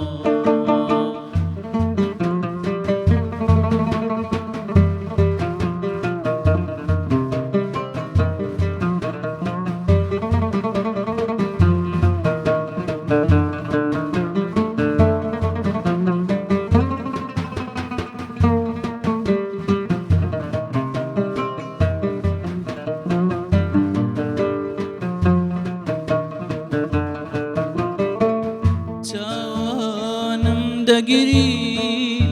لدوري بالا توانم دقري لدوري بالا شادم جاني خوم بكام بفيدات شادم جاني خوم بكام بقربان يا رسول الله سلام عليك روحنا فداك يا رسول الله سلام عليك يا حبيب الله روحنا فداك سلام عليك يا حبيب الله.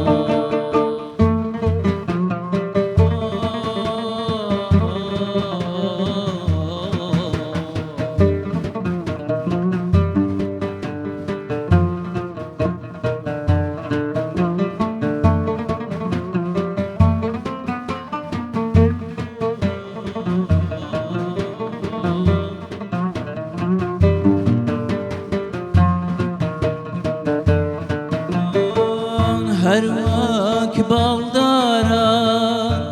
بفرم ببال، هرواك بالداران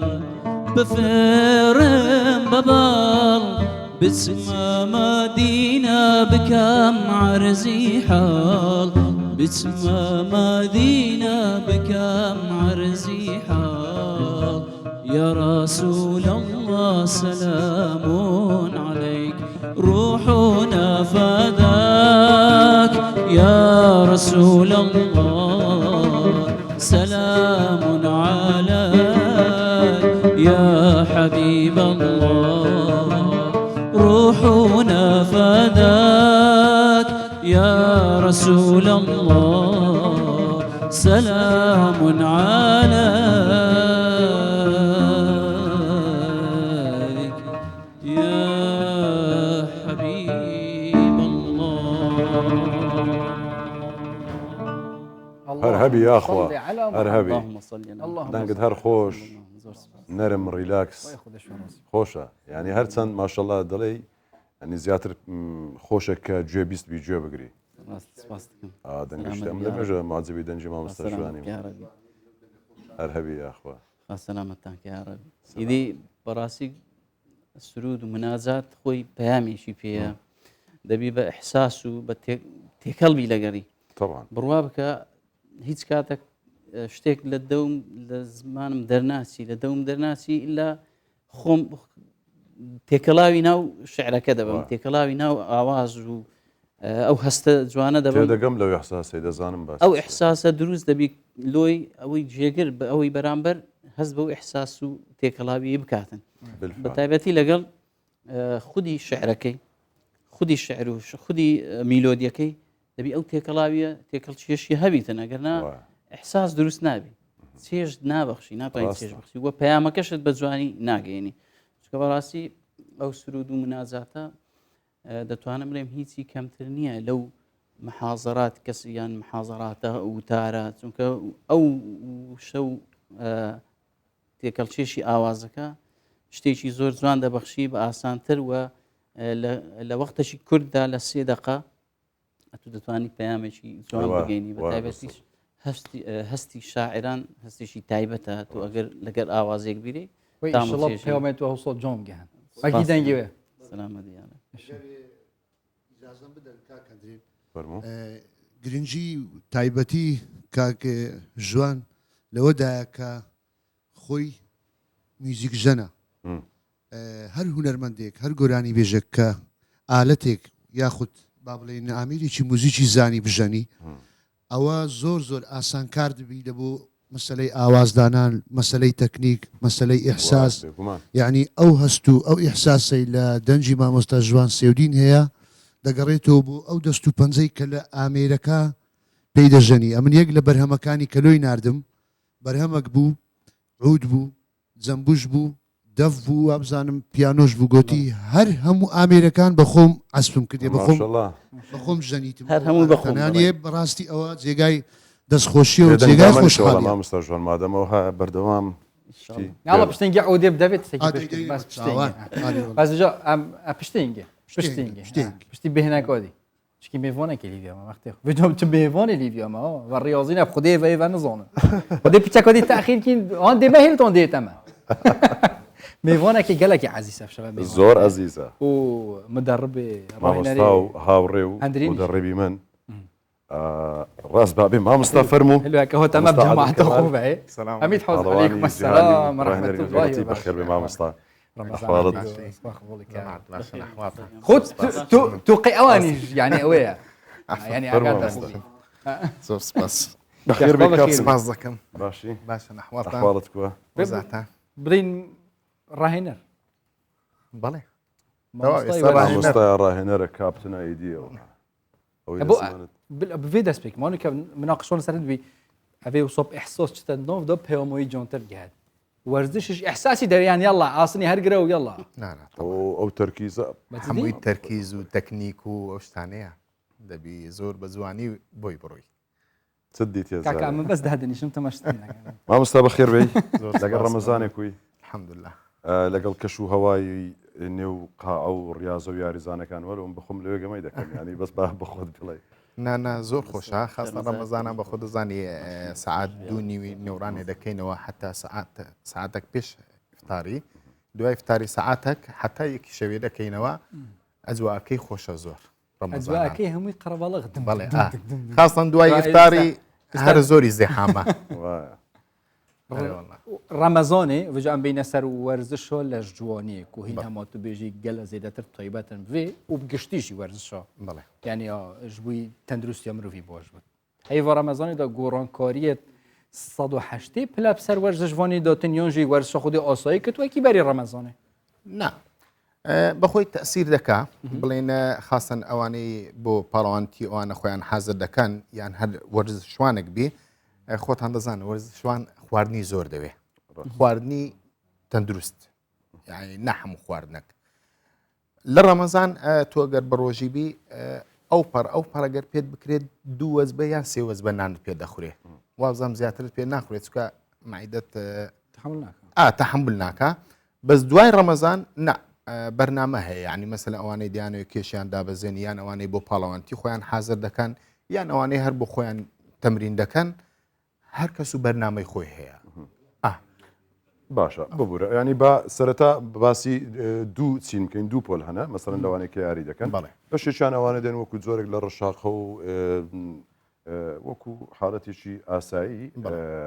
ینی یان بۆ خۆ لاوازکردنەوە دسمیان ڕێک دەکەن و بەشێکیان باسکردەوەی کە بە شاری پاڵەوانەکان دەکەن بەدی بولدینگ و یان فیزیک و کۆمەڵێکشتی دیکەیە وەکوی کە پێی دەگوترێ گەورەکردن و زەخامە ئەمانە وەکو برامان ینی ئەوانە جیاوازیانێ سەرەتا باباسی ئەوانی یەکەم بکەین ئایا ڕەمەزان دەبێتە فرسەتێکی باش بۆ ئەوان گەربیانەوێ خۆیان لاواز بکەنەوە بۆ فرسەتە بۆ ئەوانەی قەڵەون مەسەلەن دەیانەوێ خۆیان زەعیفکەن بەس بە شەرتێک مەسەلەن بەرنامەی خواردن تەطبیق بکەن بەس نەکات و بڕۆی مەسەلەن بە ڕۆژێ ئێوارەکەی هەموو شتێک لەگەڵ ماڵ بخۆ زەعیف نابیتەوە فرصەتە بۆ ئانی مەسەلەن خواردنیان التیزامی پێ بکە مەسەلەن تەندروستی بی وەرزش بکە ئایا دوای فتار دەتوان تەمرین بکەن مەسەلەن دوای 2 ساعت و نیو 3 ساعت دەتوان تەمرین بکەن یان دەتوانن پێش فتار بە سعاتێک بێنە قاعات تەمرینەکەی خۆیان بکەن و دوای بڕۆنەوە ماڵەوە خواردنی خۆیان بخۆن مەسەلەن تەندروست مەسەلەن ئەو سینگی مریشکە برنج بێ ڕوونە هێلکەیە ئەو شتانە دەتوان بخۆن ماسیە ئەوش هەر لە ڕەمەزاندا ئەوە لە ڕەمەزان ئەوانەی دەیانەوێت کێشیاندا بەزێنن بەس ئەوانەی بۆ پاڵەوانەتی بەڕێی من ئەوانەی بۆ پاڵەوانتی ڕەمەزان ناتوانن بەشداری پاڵەوان یعنی بڵێن بۆ پاڵەوانتی دابەزی چکە وەزبەی خواردنیان تێک دەچی خۆ دەزانی ئەوانەی جەماعەت حازر دەکەم 8 وەزبە 6 وەزبە 7 وەزبە خواردنیان هەیە پاڵەوانتی جاناو دەبەزم بەلایکەمی 6 وەزبەی وەردەگری ینی بەس بۆ ڕەمەزانەوە تقریبان ئەو ڕۆخۆم کێشە چیلۆیەکنی 2 کیلۆم کەم کردیە بەڵێ ئەو دە ڕۆژەیە ڕاستە چکە وەزبەی خواردن کەم دەبیتەوە کاکشبان بەس ئەوەی هەندرینی خراپیان باش لاواز بوویتەوە ناخر ماسوولکە لاواز بڵێن چەوری دێ شەوانیش دێ خواردنی پێ ماشەڵڵا خواردنیش دەخۆ بەس کاکە ڕەمەزان ئەو هایە ینی تو کەگەرزانە دسمی چەند باشە لە ئەو پرسیاری بکەم هەندێک جات چکەم بەتابعی بەنادڵی دەخوا بەس غەزبانانی دەبی بخوا ئەو کات تەسیری هەیە یان دەبی تەسیری نییە بەس زای چۆنە مەسەلەن تو 2-3 مانگ هەر ئەو ناو ئەخواردنە بخۆی هەموو کەسێک بێزار دەبی بەس دەبی ئیرادەت هەبی بیخۆی ئیرادەی باشە زۆر نەگوێت لە سەر تەلەڤیزیۆنیە و برادرم پێ بڵێ زۆر مەزبوطە زۆر تەرکیزت لەسەر خواردنی تەندروست دەکەی مەسەلەن چەند جارە دووبارە کردەوە بەڵێ ئەوەی ئەمە دەخۆین ئەنی ناتەندروستە ئەوەی ئێوە دەخۆن تەندروست نییە بەس یعنی مەسەن ئەوەی وەرزش بکات دەبێ ئەو نەوە خواردانە بخوان نەک هەر بۆ هەموو کەسێک یعنی خواردنی تەندروست باوەڕ کە زۆر باشە یعنی دوور دەکاتەوە لە هەموو شتێک لە نەخۆشی لە جەڵتا تەندروستە هەتا گەر وەرزشوانی ژنەبین دەی تەندروست زیاتر مەسەلەن سەوزەواتەکانە سینجی مریشکە برنجە بەس هەمووی بێڕوون یعنی برنج بەڵێ بێڕوون نەو ئافەواکەکان ئەوەی نەک زۆر شیر نیە برنجی بێڕوون دروست بکرێ خۆش بی بخورێ نەک وەکو وڵی ڕابی بێ خۆشترە ڕابی بەبێ ڕوون زۆر خۆش چەندی ڕادەی هەفتێک بخۆ هەفتێک مشکلەیە دیکە برنجی بێڕوون سینگە ماسیە گۆشتی سوورە هێلکەیە بەتاتەی کوڵاوە سەوزەواتەکانە فەواکەکان بڵین تا حدێک نەکرد زۆر ئەوانەی شیرنە مەسەلەن ترێ خورمایە هەنجیرە گندۆرەیە ئەوانە لۆ هەموو کاتێک نا مەسەلەن دەتوانانی مەسەلەیەکە بێتن بۆ خۆی یاری بکە ئەوانە دەتوانین بخوا بەس مەسەلەن ئەوانەی بۆ پاڵانتیە بەعزە شتێک نابێ بخوا ئەوەی کە بۆ پاڵەوانێتیە بەڵێ کەواتە کاپتن بابینە سەر ئەوانەی کە یاری لەش جوین دەکە پێش پاڵەوانێتەکان یان ئەوانی کە دەیانەوێت قەبارەی دسمیان لەشیان گەورە بکەن ماسوولکە پیا بکەن ینی لە ڕەمەزاندا وەکوی کە باز دەکرێت نزیکترین نمونەوەتە خۆمم مەسەرن کەمم کردووە ڕەنگە کەمتر خەمیشم هەبوو بێت بۆی مەشغوڵ بوون بە بەرنامە خەوت باش نییە ئەوانش هەمی تەسیر دەکات لەبەر ئەو بەرنامە و دەوامی من ئەنی ئەو کاتێ وەش تەسیری هەیە بەڵام بە شێوەیەکی گشتی بۆ یاریزانان کە ئێستا سیرمان دەکەن ئەوانەی کە دەیانێت ماسوولکەکانیان گەورە بکەن خواردنیان چ لێ بکەن کە لە کاتێکدا بە ڕۆژش بە ڕۆژون بەڕۆژ ئەوە لێرە دەبی مەسەلەن وەزبەی خواردنەکە مەسەلەن فتار دەکەنەوە باش فتار بەچی بکەنەوە بەشێک دەگوترێت کە پرۆتین دەتوانێت وەربکرێت شتێکێک پرۆتینە کارباساییە پرۆتین تا حدێک دەتوانی شیرنی کەم وەرگێ ئەوەی بە ڕۆژووە یان دەتوانین مەسەن سێ دنکە خورماوە باسی خورمات کرد بەخوای بە مامۆستایش پێ بڵێن تەمان هەر میوانێک دێ خورما و کادەمێتێنە پێشکەشتین ئەتو دوایی لەمە تۆڕە نەبی ئەوڕۆ لە بیرم چوچ کە ترسابووم لە بەرجەمات ئەتولو بەبینی منت نەینەوە نە وڵی خۆ یعنی تۆ ئەفو کرامەنێ ئەم ئەوەی ناخۆم ئەخر نانە ئاخر بۆ باش خراپە ینی یەکدا کاکەوە هەموو حساباتە بەغرامە خوا بەجددی بەغرامێ نەخۆم خورماکە بۆرە دەست خورماکەش ناتوانێت ئەو هەیە خورماکە دەمیسون بخۆم بەس دوێ ئەدی هەموو شتێک دەخوا کورەوس قورئان هەموو شتێک دەخوا هەموو کاکە جەماعەت هەموو شوێک ئەوەی ناخوا وەیان وەنیە ئەها بابزانی ئەوە غەشی وڵی بکەم کاپتن لە فتای ڕا بەخوای نانی ناخم هەتا پاشیوێ ئێمە جارم ڕاضەش دەکەن ئەنگۆ بەردەوام بن لەسەر مەوزوعتان باشە گوتمان ینی ئەوتە لێرە دەکەن ینی ئەو خواردانیان چ دەبی زیاتر مەسەرەن لە وەختی فتاری ئەلێرە دەبی پرۆتینەکەیان مەزبوط بێ باش مەسەلە چەند غرام دانراوە حەسەب ڕاهێنەرەکە چۆن بۆ ینی داناوە کاربەکە چەند غرامە لەگەر ئەوە مەسەن سێ دمکە خورما دەتوانی وەرگێ خواردنی ئاسایی خۆی دەتوانین بخوا هیچ کێشەی نییە بەس دەتوانین لێرە مەسەنە تا حدێک بخوا زۆر ئەوە نەبێ زگی نەفق نەبێ سێ سەعات جارێک دەتوانین خواردنەکانی خۆی بخوا بە سێ سەعات جارێک دەکات چەند جەم لە ماوەی تاوەکو دەکا تا پاشی و دەکات چەند جەم سێ جەم تقریبان سێ جەم دەکات هەر سێ جەمەکەەوە هەبێ ینی ئەوی فتارەکەەوە دیار و جەمی دووەم چ بخوا جەمی دووەم ئاخر لێرە بزانە ئەلێرە دەتای مەسەلەن ئەتو مەسەلەن ئێستا ئێوارێ 250 غرام یان 200 غرام سنگی مریشی دەخۆی لەگەر 150 غرام ئەمام کابراایکی تەندروستم بەس خورمای دەخۆم دەست خۆی ناتو ماشەڵا زۆر قەڵەو نی من قەڵەو نیم ئەمە سکس پاکم ئێوان پاکم هەیە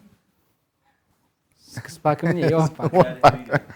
کا با بزانن ئەم کابراایکی تەندروست وەزبەی دووەم دەتانی مەسەلەن 75 غرام 100 غرام پەتاتی کوڵای وەرگێ لەگەر تۆزێکسی ماسی بەبێ برنج بەبێ برنج پەتاتەش هەر کار بە بەڵێ وەزبەی سێەم ئاینەن دەتوانێت پاشیوان زەڵاتە لەگەر سینگی مریشی بخوا زەڵاتە و ئەوەی مەسەلەن ئەوەی مەسەلەن دەتوانم هێلکە ئاخر ئەتو پرۆتینەکە لێرە مەسەرەن سینگەکە دەبێ بیخۆی دەتانی لە پاشیوی هێلکەکە بخۆی جامە بەستم پاشیوەکەیە ینی پاشیوەکە دەتوانین مەسەنی هێلکە بخۆی دەتوانانی باشە سەبارەت بە هێلکە بخۆی ئەفو شۆفان بخۆی هیچ کێشت نیە دەتوانێت پەنیری سپی بخۆی ئەوی خۆمانە پەنیری کوردی بەهارات و ئەو شتانە ئەتیادە بەهاراتوانە مشکلەی نییە بەس دەتوانین تۆزێک بەسەر سینگەکە داکەی بە زۆر نا ئەوە کێشەی وەبزام خەیە ناخێ مشکلەی نییە ئێستا کێشەی خێت نییە زۆر شەکر ممنوع شەکر شەکر ممنوع چەوری ممنوع باشە سەبارەت بە جۆری ئەو پرۆتینەی کە دەگوترێت مەسەن یەکێک لە پرۆتینەکان پرۆتینی کازنی پێدەگوت ئەو پرۆتینە ینی بەس لە ڕەمەزاناندا ئەوەی کە زۆربەی یاریزانان بەکاری دێنن یاخود کاتی دیکەش بەکاردەهێنرێت ئەگەر باسێکی ئەو پرۆتینی کازینە بکەی ئەوە چ گرنجێکیەوە لە کەیدا بخورێت ئەو زۆربەی یاریزانە ئەوە دەتوانی مەسەلەن شەو بیخۆی بۆ ئەوەی ئەو جسمت ئەو خەلایانە پڕیکاتەوە ماندوو نەبێ مەسەلەن تۆ تەمرینە دەکەی و خواردن بکەم بێت بوویتەوە بەوە دەتوانین تعویزی کەیەوە زۆر باشە کاتێک بەتەواوی بخورێ بەتایبەتی لە ڕەمەزان ئەوە دائیمە شەوان بیخۆی باشترە دوای تەمرین دەتوانین بیخۆی دوای تەمرین بەشێکێ لە پاشیوان دەیخۆن نازانم ئەو دەکرێت ئەویش دەکرێت هەیە کە دەگوترێت نزیکەی 8 سەعات ئەو پرۆتینە لە جسمدا دەمێنێتەوە بەرگری لە ماسوولەکە دەکات ڕاستەوە پرۆتینی تۆز لەگە دەرزی بە هیچ بە هەموو ناوعک ممنوع خۆی ممنوعەکەی چێ بزانە پاڵەوانێت تیمە هەمووی پرۆتین و ئەو شتانەیە بەس دەرزی لێرە نەوعەتی دەرزی هەیە هەموو دەرزیەک نابێت لێدەی چکە ئێمە خاصن ئەوانەی دەڕواتە پاڵەوانتی جیهان و ئەوەی ئاسیاوی و ئەوانە ممنوع دۆپینگ هەیە لێ دەرفەحز دەگرێت هەر کەسێک دەرزی لێ دەرچوو فەسڵ دەکرێت ئەو مەسەنەن ئەگەر پرۆتینی تۆز نەخۆین یان بەعام باسیکەم بەڵێ خەڵتەکم پێ بڵێ زۆر باشبی پرۆتینی وەرگین هەم لە بوو وەرزشوان هەم لە بوو کەسی ئاسایی شت تێکەڵکەین مەسەرەن شیرە موزە گوێزە نازم هەندێک شتی وا دروست دەکەن ئەوانەی وەرسوان ئەوە دەتوانین مەسەلەن دەتوان ئەوە هەیە باشترین ها ئێستا لە عیب هەیە مەسەلەن دەڵێ مامۆستا من شیرە مۆزە جیزە تۆزێک مێوژە شۆفانە ئەوانە تێکڵاو دەیکەن دەیخۆن یعنی ئەوە باشە خراپ نییە بەس دەبێت عینە کات شیرەکەت بێت چەوری بی ئەیە ئەوەی نووسرایە خالی من دەسم ئەو دەتوانین بخۆی مامۆستا ڕوخسەت هەیە بچینە سلێمانی دوای بچینە دەرێ هەمووی دەبێ ڕوخسەت لێ خۆشەویستی بچینە سلێمانیە هەفکارێ مە ئارام بەختیار vêjarê yel îşgirêt karmendên nexweşxana jiyana karmendê tenduristiyê û nûjdara hema jiyana wan hemî bi zehmet e çawa tu bêjît remezanê da çanda bi zehmet e zehmettir jî lê tê kabzanî dawana çawa ye paşîvê ew çawa dixwin xestê gele nexweş ne bila efkarê me aram gel îşgira yani evet xeferiyat hîn û nûjdara behez bike tu xudê quwetawana xudê xêrawana binivês tu aram kerem ke سڵاو ئارام بەڵێ سڵاو بۆیەوەش ئەم کاتتان باش جگە لە ئەرکەکەی کە لەسەر شانیانە لە ڕایکردنی کارەکەیان لە نەخۆشخانە کارمەندانی یەشگری نەخۆشخانەی دکتۆر جەمال ئەحمەدی منداڵان لە شاری سلێمانی لەگەڵ ئەرکەکەی خۆیان ئەرکە ئاینیەکەش جێبەجێکەن کە ڕۆژوگرتنە لە ئێستاوای تریان نەدەرەوە بۆ ئەوەی کە ئامادەکاری بکەن بۆ ئەوەی کە کەمێکی دیکە پاشیۆ بکەن من دەمەوێت لەگەڵ خۆیان قسە بکەم بزانین سەرەتا بە ئالێرەوە دەست پێ بکەم ساڵتان لێبێت باسی پاشێوکردنی ئەومان بۆ بکەن کە لە کاردان چۆن ئەگەر بۆمان باس بکەن بەڵێ وڵای سەرەتا بە خێراتنی کەناڵەکەتانەکەین وڵای پارشێ و لێرە ئیتر ئێمە تا درەنگانێکتر هەر ئیسراحەتمان نییە چکە کارمەندمان زۆر کەمە ئیتر لەبەرەوە هەر لە سەعات سێ ئەوانەوە پارشەی خۆمانەکەین ئاسایی بەڵام لۆدێکی زۆر لەسەر نەخۆشخانەکەمانە چونکە کارمەند زۆر کەمە بەڕاستی ئیتر و کارمەندانی کە چەند وەختە لێرەش دەوامەکەن هەموو خزمەتێکی زۆریان هەیە هەموو ماندوون ئیتر خۆبەخشیشمان زۆر هەیە یارمەتیمان زۆرە یان زۆر ئەکتیڤن زۆر چالاکن خۆبەخشەکارمان یعنی زۆر حەزیان لە تەعیناتە باش ئەی چۆن ئەنی ئەتوانن ئەم ئەنی هەردوو کارەکە لێ کاتا بکەم هەم ئەرکە ئاینەکە و ئەرکەکەی کە لەسەر شاریشتانە وڵا ئیتر زۆر لە خۆمانەکەین لۆ ینی لە خۆمانەکەین ئەمانەیە هەردووکی جیابەجێکەین چونکە هەم کارێکی ئینسانیە ئەوە ئەویش هەم کارێکی دینیە پەیوەندی هەر بە دینەکەەوە هەیە لەبەرەوە زۆر ینی هینە خۆمان ماندووەکەین بۆی بتوانین هەردووکی جێبەجێکەین بەڵێ دەست خۆش بە لێرەشەوە دەست پێ بکەین سڵاو لێبێت ئەگەر بۆمان باس بکەن ینی ئەم هەردوو کارە پێکەوە هەم کارە ئاینەکە و ئەو کاری ئێوەش کە کارێکی پیرۆزە دەیکەن چۆنە لای ئێوە گەر بۆمان باس بکەن سەرەتا بە خێراتتانەکەم بەڕاستی خۆی پێویستە ئێمە هەر وەکو ناحیە ئینسانیەکە تەبان هەردووکی جێبەجێیەکەین بەڵام بەڕاستی ئەو لۆدێکی زۆرە لە سەرمان کاتی وا هەیە زۆربەی کات فریان ناکەین یعنی بۆ نمونە من ئێستا باسی بەربانکەین من دەویستە بۆ حەودم ئێوارێ ڕۆژم شکاندووە لەبەرەوەی کە نەخۆش زۆر بووە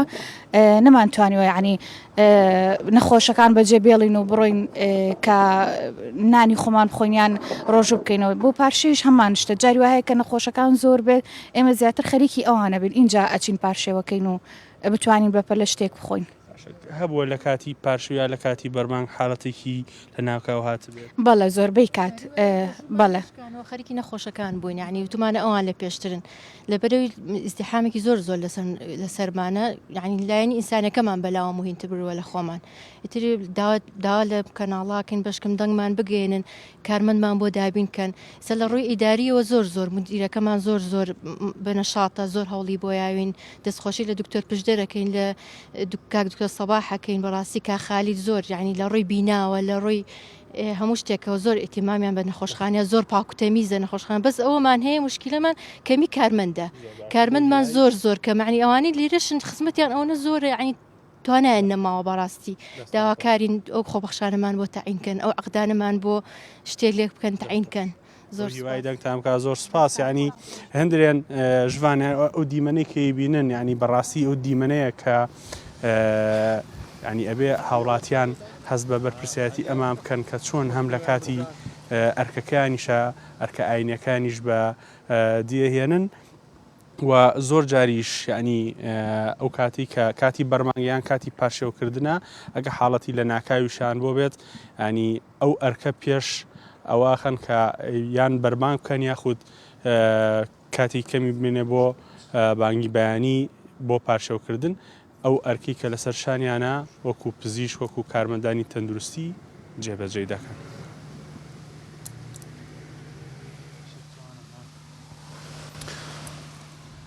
بەڵێ بەڕێزان ئێستا لە دەرین لەگەڵ ئەو هەموو پاڵەوانەی لێرە و سوپاس بۆ هاوکارمان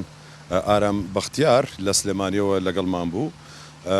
ئێستا ئێمە لە دەرێ لەنێو ئەو هەم پاڵەوانە داین مەزیسێکی تایبەت پڕ لە وزە پڕ لە هێز خواردنی تایبەت قسەی تایبەت ژیانی تایبەت دایمەن ئەوانەی کە یاری لەش جوانی دەکەن و وەرزش دەکەن بە شێوازی بەردەوام و بە کۆمەڵک تایبەتمەندیەوە جۆری ژیانیشیان تایبەتە لێرە بە کورتی لەگەڵ ئەم پاڵەوانانە کە هەریەکەیان خۆشە هەریەکە و خاوەنی کۆمەڵی خەڵاتن لەسەر ئاستی ئاسیا عێراق کوردستان تەبان ئەمە هەموو بەڕاهێنارەتی پاڵەوانی جیهانی و ڕاهێنەری نێودەوڵەتی مامۆستا عادل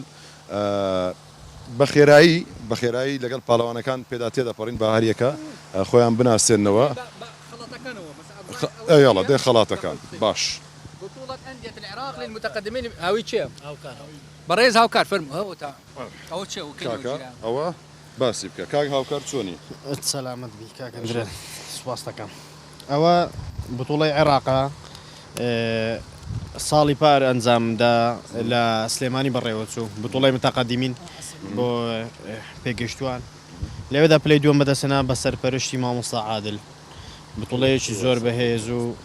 بەقووەت بە ماندووبوونێکی زۆری مامۆستا عادل نەک لەگەڵ من لەگەڵ هەموو یاریزانەکان ئەویان ئیچەیە ئەوە ئیتووە ئەوە چیەوە کاگڕێدار چۆن باشی سەراکە کاکی دەرێم ئەوە لە بووینێ هەموو پاڵاوانێک شێفە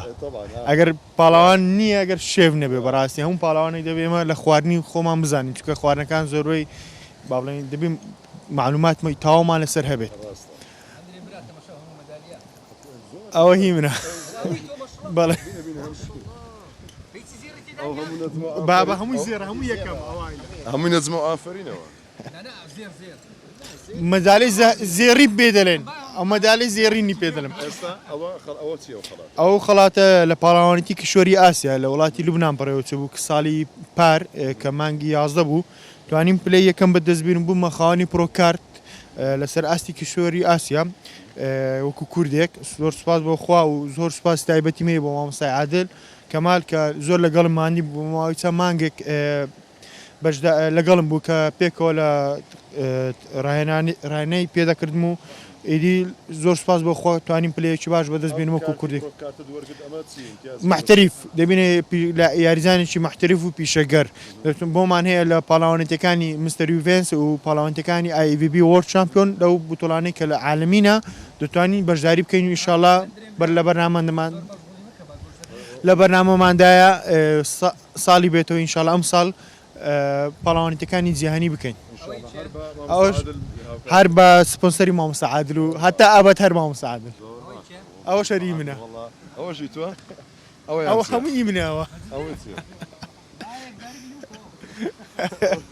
ئەوەش هەر بە هەمان شادەیە کە لە وڵاتی ئاسیا لە وڵاتی لوبنان وەرم گرت ئەوە پاڵاوانێتی کوردستان یەکەم بوتۆڵەم بوو لە 2010 لەوێم توانیم هەم پلەی یەکەم بەدەستبێنم توانیم پلەی یەکەم بەدەستبێنم ئەوەشیان پاڵاوانێتی عێراقا لە بەدی کلاسیک لە ساڵی 2019 لەوێش توانیم پلەی یەکەم بەدەستبێنم بە ئەو گۆشەی چاکەم ئەوەیان چیە ئەوەشیان پاڵاوانێتی غەرب ئاسیایە پاڵاوانێتی غەرب ئاسیا کە لە وڵاتانی بەحرێن بەڕێوەچوو هەموو دووەلی عەربی گرتەوە لەوێش توانیم پلەی یەکەم بەدەستبێنم سوپاس بۆ خوا مەدالەی زێڕین بەدەستبێنم وەکو کوردێک بە سپۆنسەری مامۆستا عادل زۆر سوپاس دەکەم عەزیزی خۆشەویستی زۆر سوپاس ئەوە ژی منە مامۆستا ئەوە ئیتووە ئەو سێ ئەوەی شێوە ئەوە شەری منە ئەویشان هەر ئەویان چیە ئەوەشیان پاڵاوانێتی وەرلد چامپیۆن بوو لە دووبای بەڕێوەچوو لەوێش توانیم پلێکی باش بەدەستبێنم سوپاس بۆ خوای گەورە ئەوانە چنە کاک گەیلان ئەوان ئەوە لە با کامێرەکە دەرچین برە کاکەوە بەس عەرزی عەزەڵاتەکە ئەوە چیە کاگەیلان ئەو بتڵی کوردستانە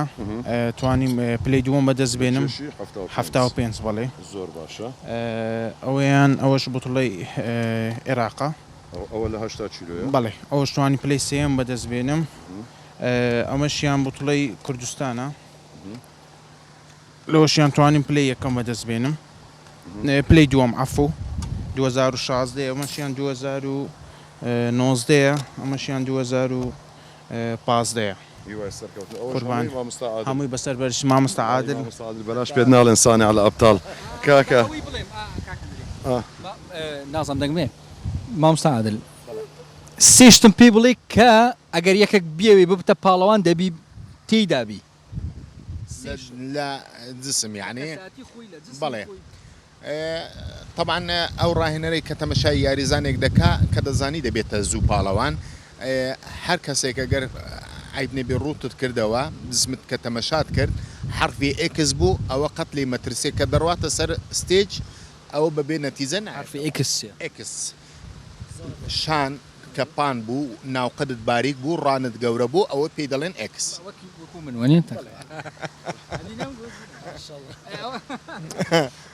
ئەوە یەکەم بەڵێ زۆرە یاخ سێنەوەمانەیە مەسەن حرفی ئێکسمانەیە حرفی یومان هەیە حرفی ئێچمان هەیە من ئومە اینجا ئەوانە هەریەکە و نەوەیەکە یعنی اینجا ئەوە حەکەمەکان دەزان کە چۆن تەمەشایان دەکەن ئەوان قەرار دەدەن لەسەری مەسەرەن بێمە ئەو لای بوو حەزت لێ بوو ببیە پاڵەوان یەکەم جار تەواو لە بوو جوانی و دیار بیان وڵا هەر لە بۆ لەشی خۆم لە بۆ تەندروستی خۆم و هەر وەک ئەوە ناوبانگێک شتێکمە هەبێت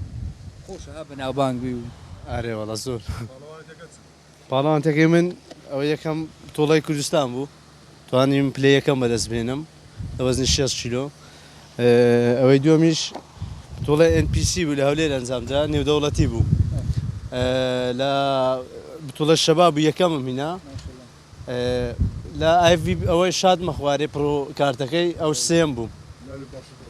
عەبدولباری محەممەد چەند ساڵە یاری دەکەی 7 ساڵە وەختی کۆڕۆنای وەزعتان کو بوو وڵی هەربعام یاریزانی کەس گەمەی نەدەکرەوە نەبوو زۆر ناخۆش تەسیر لێکرا بەرێوەڵی کردت و وڵا لە مارێ دەمان کرد بە زانە و یعنی وشێ کە قاعابیتن بەس بەڕێمان کرد کە دەرکەی قاع بوو جەژ نەبوو ئارێ وڵا کو بوو خۆش بیانی ئێستا چ خۆش بکە وڵەکان کرانەوە خدر جەبار چەند پاڵانێتی کوردستان مێوەش پاڵانێتی ئای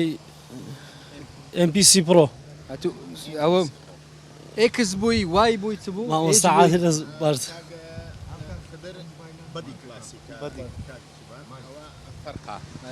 پێی دەڵێن بەدی کلاسیک ئیوانەیە فەرقا لەگەر بەدی بڵدنگ بەدی کلاسیکە ئەوانەی ئەها فاکیۆم دەبەنە ژوورەوە پاڵەوانتیکەیان فەرقا فتنستان هەیە یان سیشمان هەیە بەس بەو دەما ئەو کۆ نەبووەوە دەنا ئەوەی فیزیکیشمان هەیە عینەن پلەی یەکەم و سێمی هیناوەتەوە لە جیهانیەکە ئەوەش پاڵەوانە چی دیکە ئەوە بەدی بڵدنگە سەحەتت کووە تەمای خۆی ئایمانی لەگە گۆشت خواردنی کوی دەرەجەیەک دەبی پێش هەموو شتێک بیان دەبی پێش هەموو شتێکی بگۆشت زەکاشوانەوە خەسابیشە ڕحمان ڕحیم کاکەم ڕۆیشت نانە دوای پێکەوە دەچین گۆشتی لێ دەکڕین برا دەزانین باشترین گۆشتیە لە خزمەت داین گۆشت هەیە مەسەنە خراپی لە بوو چزانم پاڵەوان ئەو گۆشتێک ئەمەدە خۆی نابێت چەوری تێداوی مەسەلەن ئێستا لە بۆ حەبل یانیش ڕان کە چەوری تێدانی ئەو دەلومە ئیسفادەی زیاترە ژیانە چی خۆشتان هەیە برا چ پاڵەوانێت تو ئەوە پاڵەوانتی هەولێر کوردستان ئەوانە مینایە کە یەکەم بوومە لە هەر دوشاتی مەخوارێ یەکەم بوومە وەلو پێ دەکەنیەوە وڵی زۆر تێکەراوی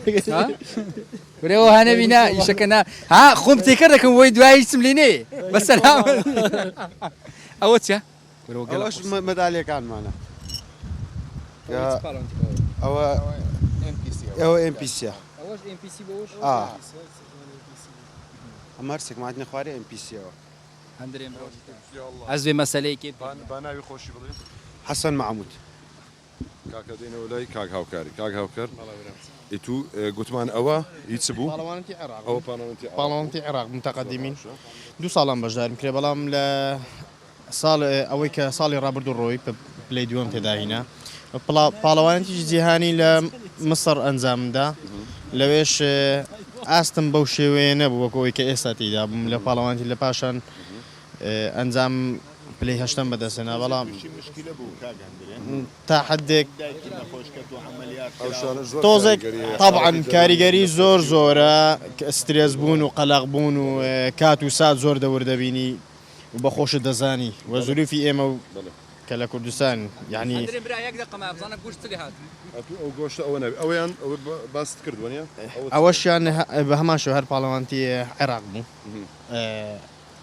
لە پاڵەوانتی عێراق ئەوەشیان کە سێم بووم لێوێ ئەوەشیان پاڵەوانتی عێراق پاڵەوانتی کوردستانم هەیە پاڵەوانتی هەولێرم هەیە ئەوانم هەیە پلەی یەکەم هەیە ئەوانە لە خۆی بەزیاد بووە لە پاڵەوانتی عێراق تا ڕادەیەک کێشە بەڕاستی لە یاریزانە کوردەکان هەیە ئەوەش مامۆستا خۆی دەزانی زۆر باشە کاپتن دێمۆلای تو سڕی ئەوە چییە کە بە تو دەگوترێ سانە ئەبتاڵ یعنی تۆ پاڵەوان دروست دەکەیت ینی هەر بۆمان باسکە لە بەرچەوە لە قەبەت وەرگرتێ ینی کەسی دیکە ناتوانێت ئەوە بکات یان لە بەرچە و نازناوە بە تو درایە کاگەندرن عەفو ناومیان زۆر لێ ناوە نازانم زارێک پێم دەرێن مەسەلەن شێوەکار و جەماعەت پێم دەڵێن چارلز گلاسی کوردی و ئەوە لەخوای بەزیاد بیەوە مەوهوبەکە یعنی خوا دایتێ من خۆم تموحمەیە خۆم کە پاڵەوان بووم حەزم لێیە ئەطراف هەموو بێتە پاڵەوان یعنی ئەوە سەربەرزیە بۆ من کە مەسەن چەند پاڵەوانت هەبێ بەڕاستی یعنی خۆش ئێستا لە ناو ئەو مەزموعەی دانیشتنە هەمووی پاڵەوان بێ کە تۆ دروستت کردووە بووینە پاڵەوان یعنی ئەو سەربەرزیە بۆ من بۆ کوردستان هەمووی هیوای سەرکەوتن بۆ دەخوازین هیوای سەرکەوتن بۆ تەواوی ئەو یاریزانانەوە هەر ئەوەن دەژین ینی زۆر بوون بەڵام ئەوە پاش ڕەمەزانی دەست پێ دەکەی دەبە هەماکەکە لای خۆی بزانم کو دەست پێ دەکەی خلاص بإذنها خودی پشتی رمضان از چما دیار و جماعتی و پشتی دو هی ویدی پالوان مستحيلة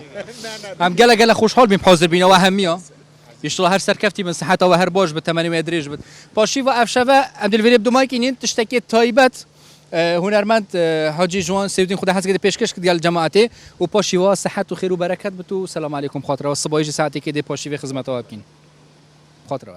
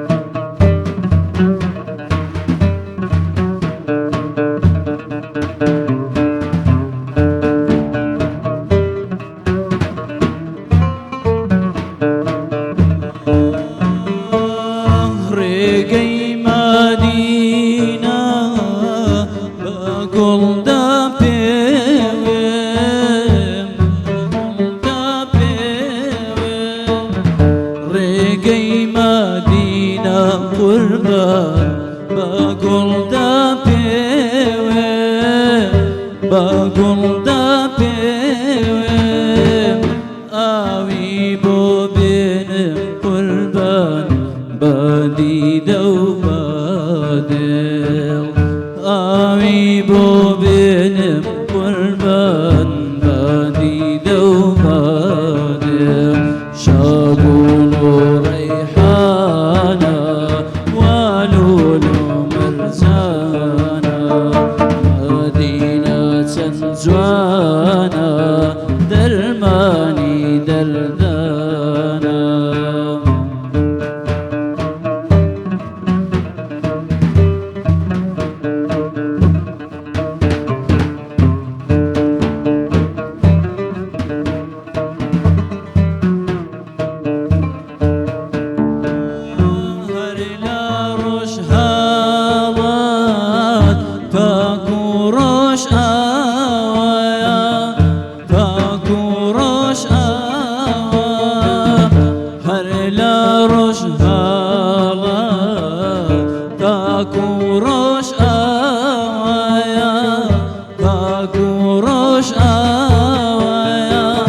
شوقي محمد هوان لا دنيا داويا